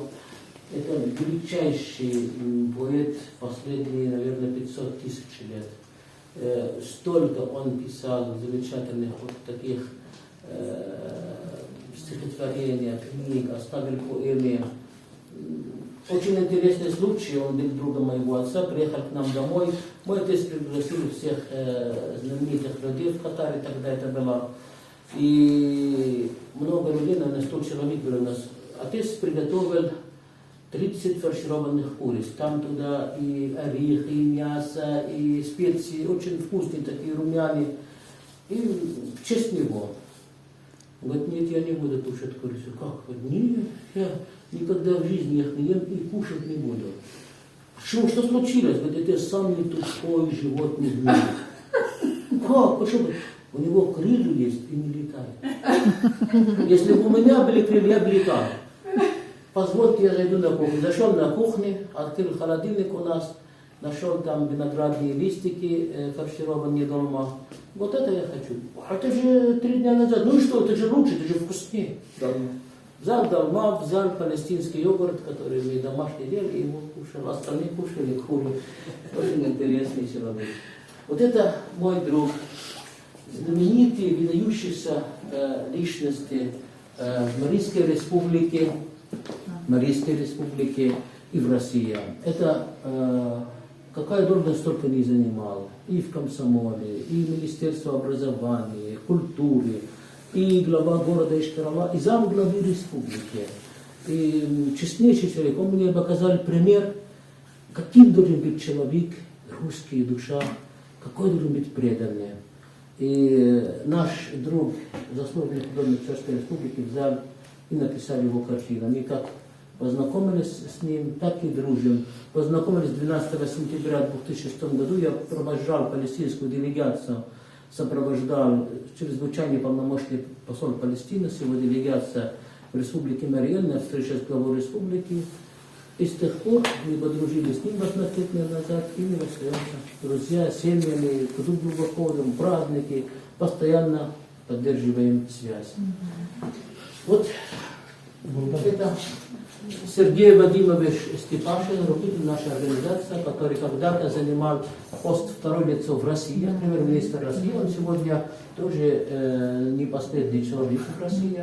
Вот он возглавляет Императорское православное палестинское общество. Он почетный гражданин Палестины.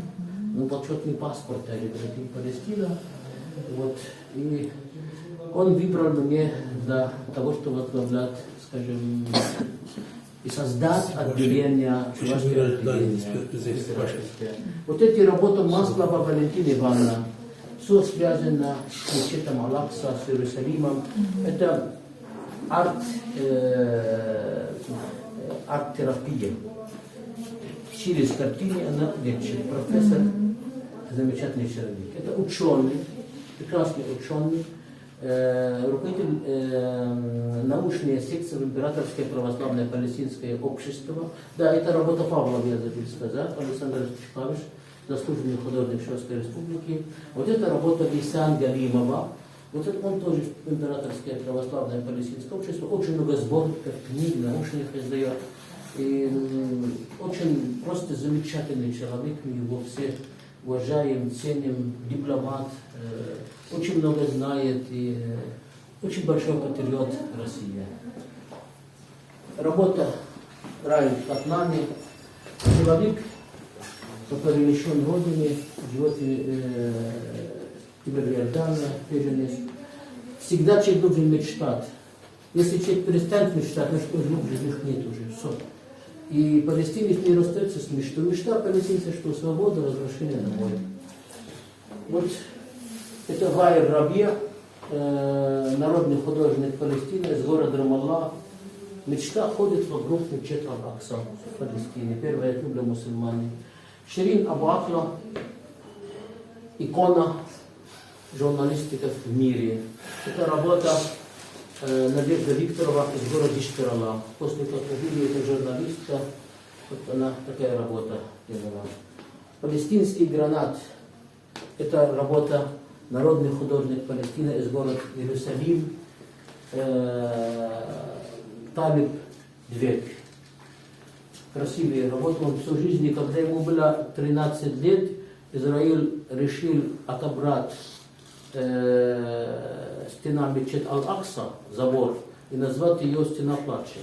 Разрушил все дома вокруг, они жили там. И вместе с 14 братьев и сестры, и мать, и отец оказались на улице.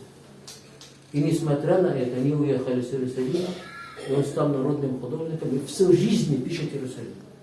И для нас организовал там 3 выставки. Последняя была в Иерусалиме в прошлом году, 10 января. Раид Катнани работа, мы несем Родина на руках. Это работа Смирнов, Евгений, палестинский рынок. Новые, вот, как говорится, новая тематика, вот, что ли, вот так ее. Это работа девушки 18 лет из города Чебоксары. Она учится в музыкальное училище, любит рисовать. А вот эта работа девушка, маленький ребенок, вроде ждет от папы подарки, ждет игрушки, ждет, и неожиданно Израиль застрелил и ампутировали ногу папа. А девушка приходит и говорит: папа, я теперь твоя опора. Это работа Албалави Марина Васильевна, моя супруга. Когда мы ехали в Газа в 1996 году, она видела своими глазами все, что происходит. И она никак не могла этого не запечатлит. Она кандидат юридических наук, но вторая профессия теперь она приобрела художника. Вот мечеть Аль-Акса, все мечеть Аль-Акса святое, любой камень святой. И работает как нами народный художник Сирия, который всю жизнь пишет родину, никогда не смог видеть этого. Если есть вопросы, я с удовольствием готов буду на них отвечать. Огромное спасибо. Спасибо большое. Да. Прямо слезы наворачиваются. Душу трогают. Спасибо, вы самые стойкие. Вот самые трогательные вообще картины вашей жизни. У нас в январе дети Аберса придут, потому что сегодня они все на автобус опаздывают, сегодня пятница. Вопросов нет. Да, поэтому они... Значит, я приеду к вам еще раз. Да, обязательно. Весь день я буду выделить для встречи с детьми.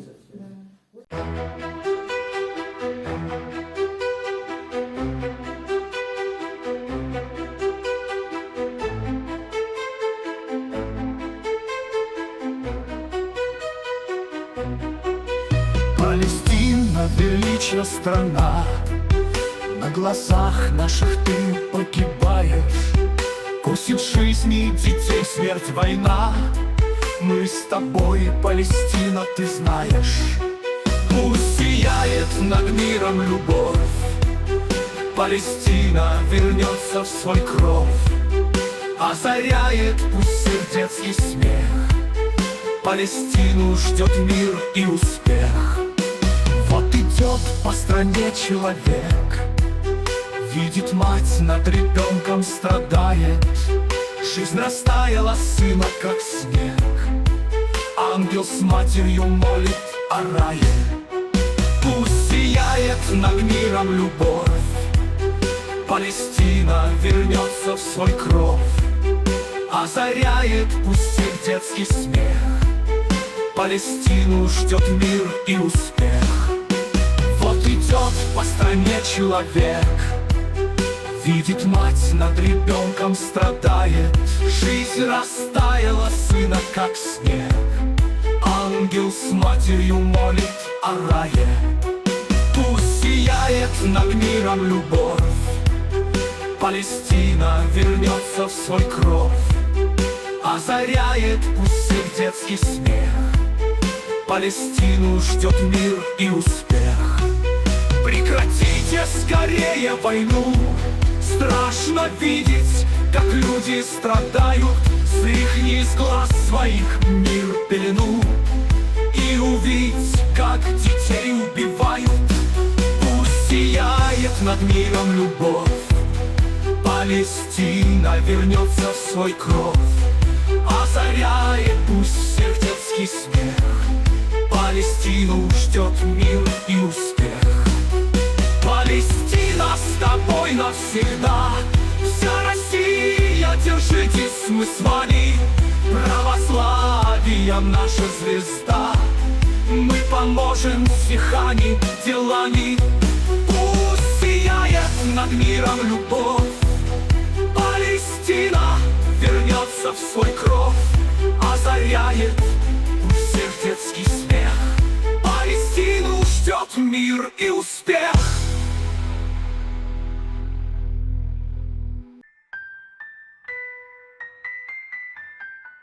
Пусть сияет над миром любовь, Палестина вернется в свой кров.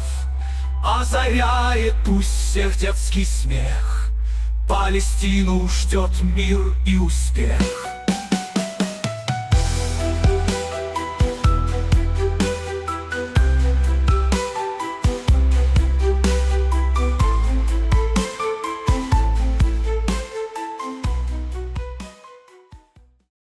На самом деле, это выставки очень важны, в первую очередь для молодого поколения, для наших детей, потому что на примере палестинского горя мы видим, когда два народа политически сталкивают лбами, да, и что из этого выходит, много бедствий, много трагедий. И есть такая древняя цитата, да, что «разделяй и властвуй». И вот на самом деле мы видим, когда два народа, которые очень много лет, да, тысячелетиями проживали на одной территории, сегодня это враги. И вот, наверное, нам важно уяснить, чтобы в нашей стране, на нашей истории не было таких бед, не было таких историй печальных, да, чтобы наши народы дружили, чтобы они ценили вот эту связь, вот эту дружбу между собой, чтобы в этом как раз и проявился мир на нашей земле. Спасибо. Бассам Фатхи Аль-Балави, председатель регионального отделения Императорское православное палестинское общество в Чувашской республике и президент общества дружбы и сотрудничества между народами Чувашии и Россия, и Палестина, имею в виду, Палестина, Россия, естественно.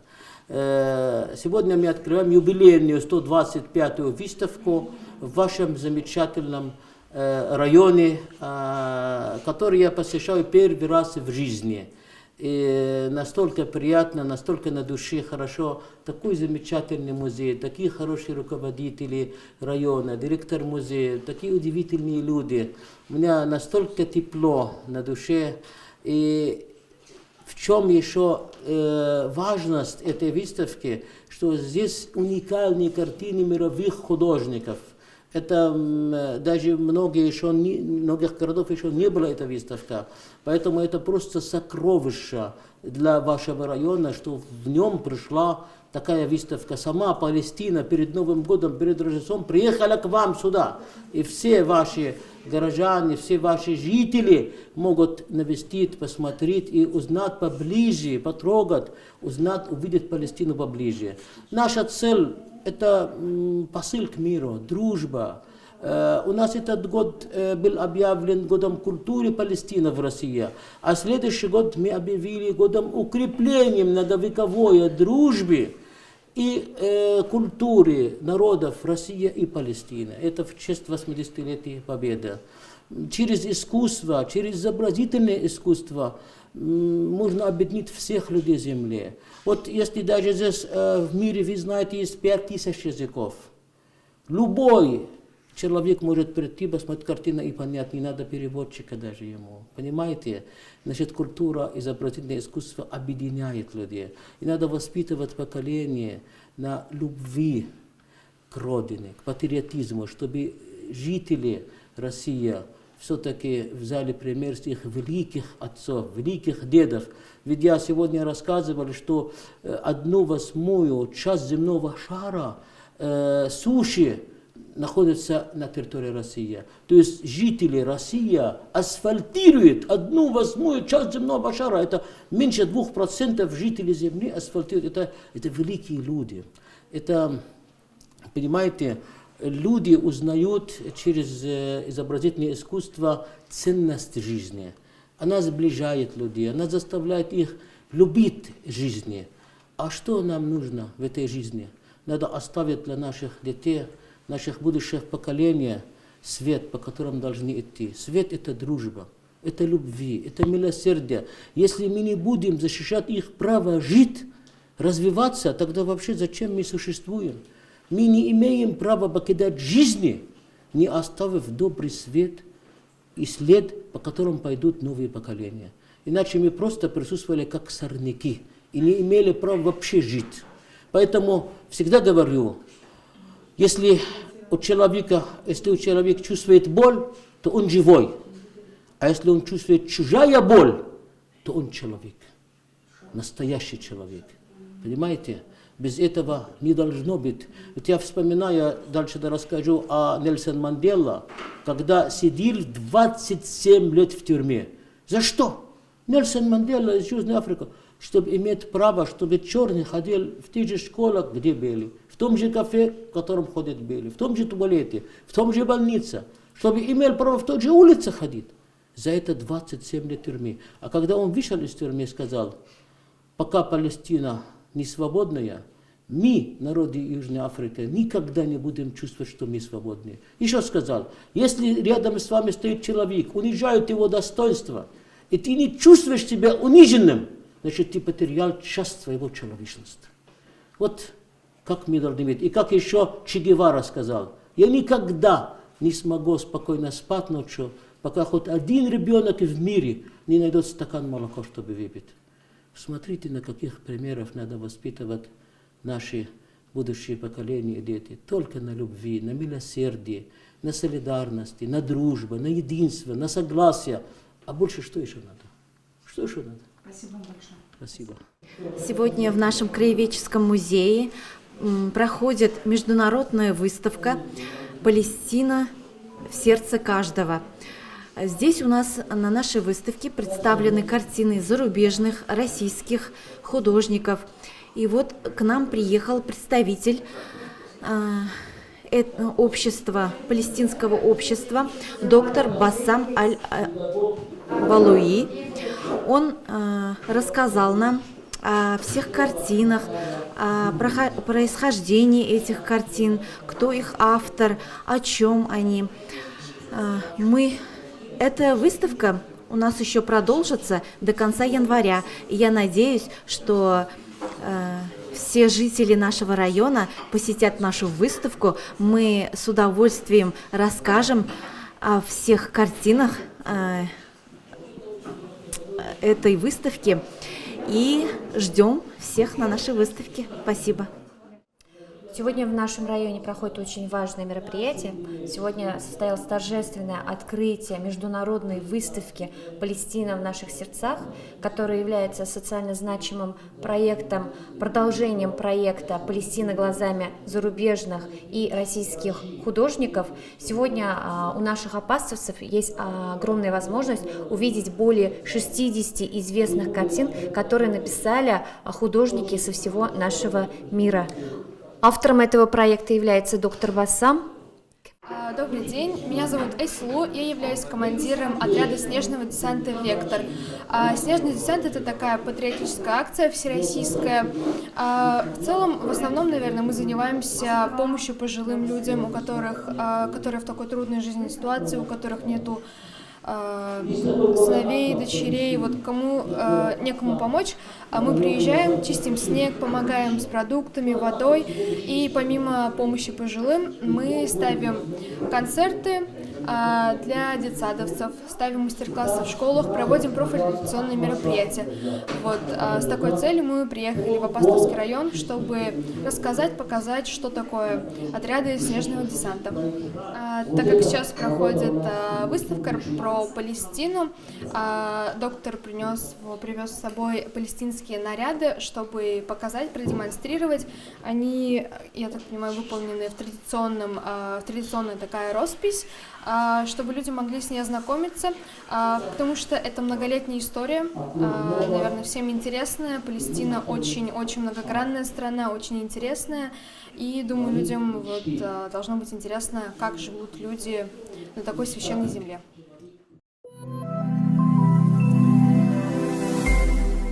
10-я юбилейная выставка «Палестина глазами российских художников», приуроченная к 33-й годовщине провозглашения государства Палестина, открылась в стенах Общественной палаты 26 ноября. Организаторами выставки выступили комиссия Общественной палаты Российской Федерации по гармонизации межнациональных и межрелигиозных отношений, Духовное собрание мусульман России, региональная общественная организация Чувашской Республики, Общество дружбы и сотрудничества между народами Чувашии и Палестины. Выставка прошла при поддержке и содействии посольства государства Палестина в Российской Федерации.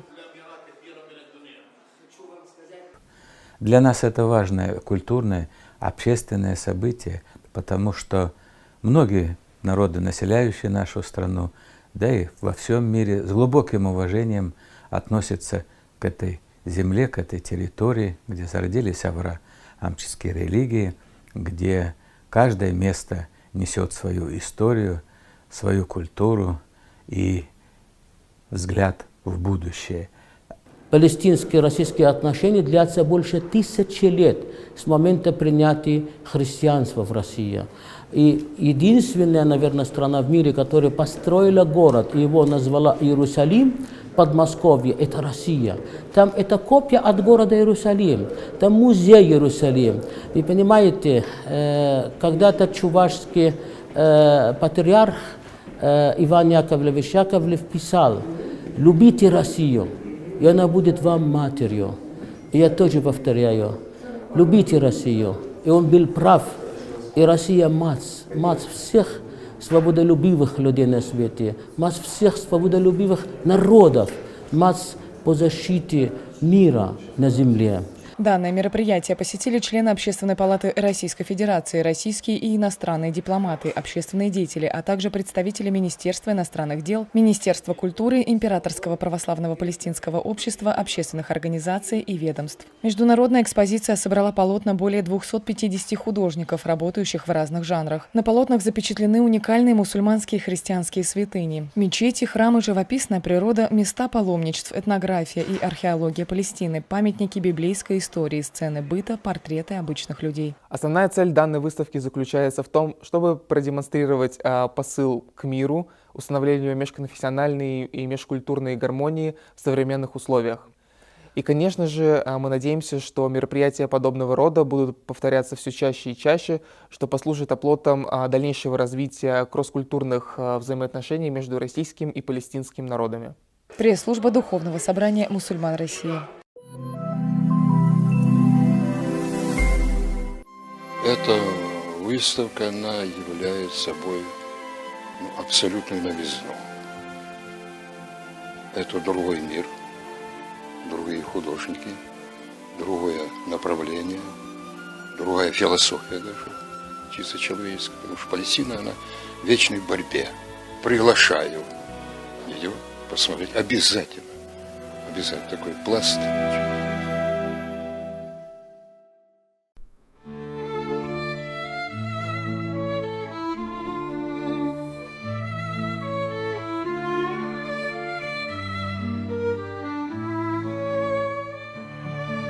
Я вновь смотрю на палестинский флаг.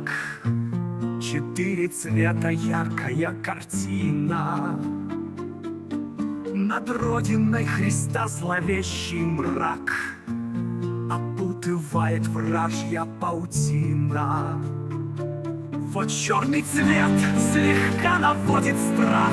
Он траур по погибшим Палестины и траур по распятию Христа. Вот в этом цвета черного причина, а красный цвет, как аленький цветок. Он кровь Христа, какая в этом сила. Зеленый цвет, оливковый росток, всегда считается как символ мира.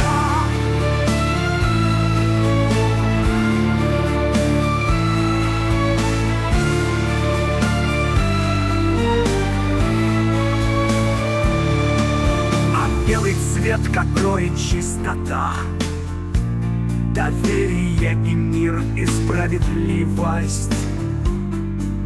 Хочу, чтобы мир спасала красота. Над Палестиной небо прояснилось. Вот черный цвет слегка наводит страх.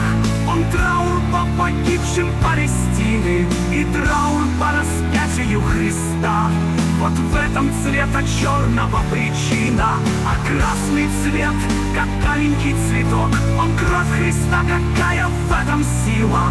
Зеленый цвет, оливковый росток, всегда считается как символ мира. А белый цвет — добро и чистота, доверие и мир и справедливость. Хочу, чтоб мир спасала красота. Над Палестиной небо прояснилось.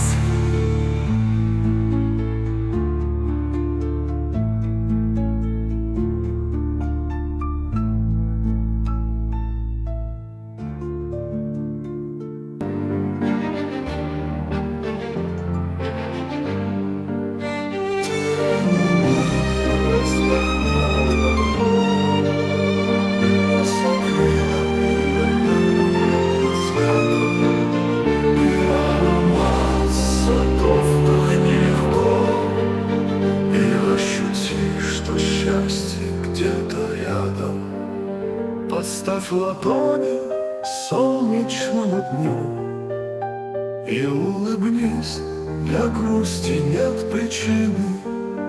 И дай гореть священному огню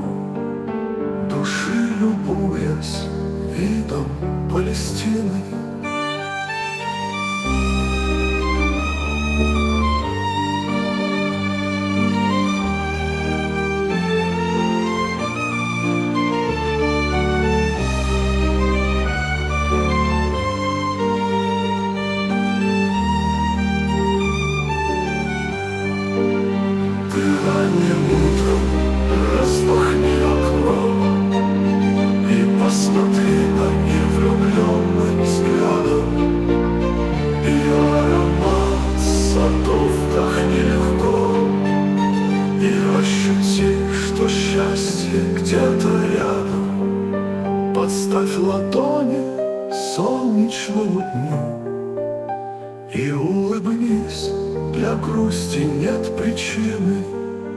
И дай гореть священному огню, души любуясь видом Палестины.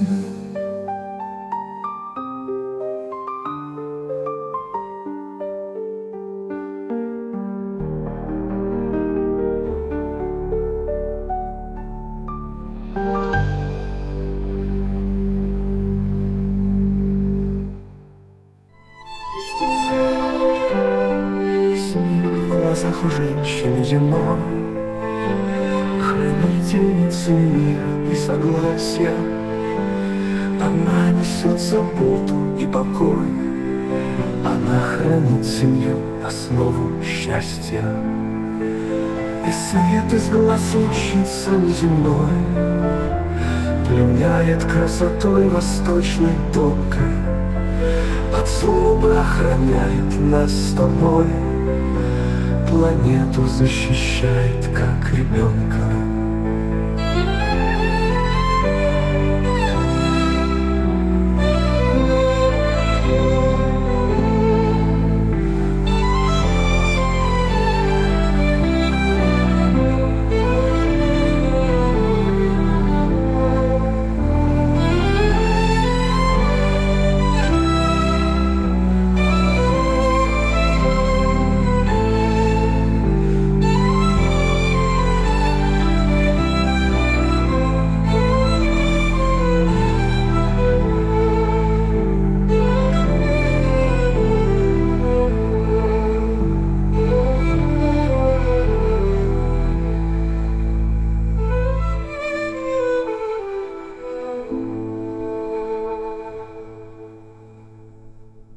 Весь мир в глазах у женщины земной, хранительницы мира и согласия.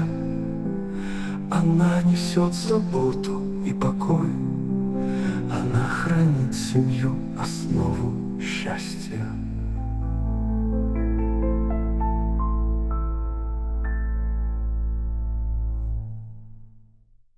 И свет из глаз лучницы неземной пленяет красотой восточной тонкой, от злобы охраняет нас с тобой, планету защищает, как ребенка.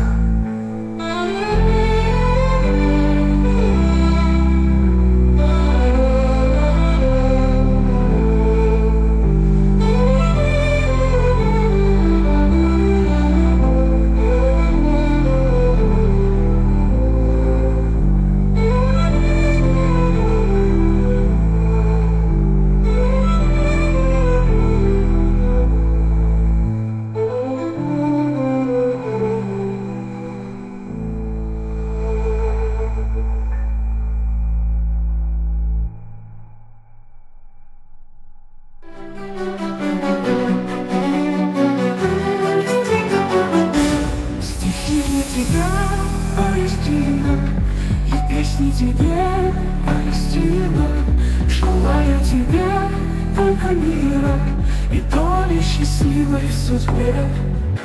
Мечты о тебе, Палестина, родная моя Палестина.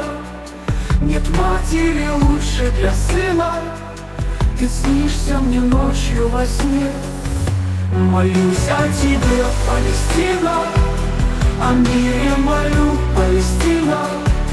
Прими эти строки от сына, пусть сердце горится во тьме. Родная земля, Палестина, святая моя Палестина.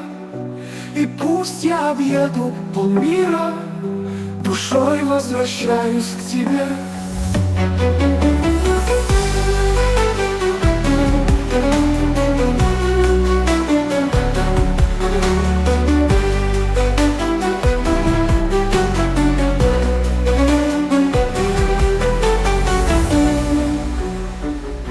Мечты о тебе, Палестина, родная моя Палестина. Нет матери лучше для сына, Ты снишься мне ночью во сне. Молюсь о тебе, Палестина, о мире молю, Палестина. Прими эти строки от сына, пусть свет загорится во тьме. Родная земля Палестина, святая моя Палестина, и пусть я объеду полмира, душой возвращаюсь к тебе.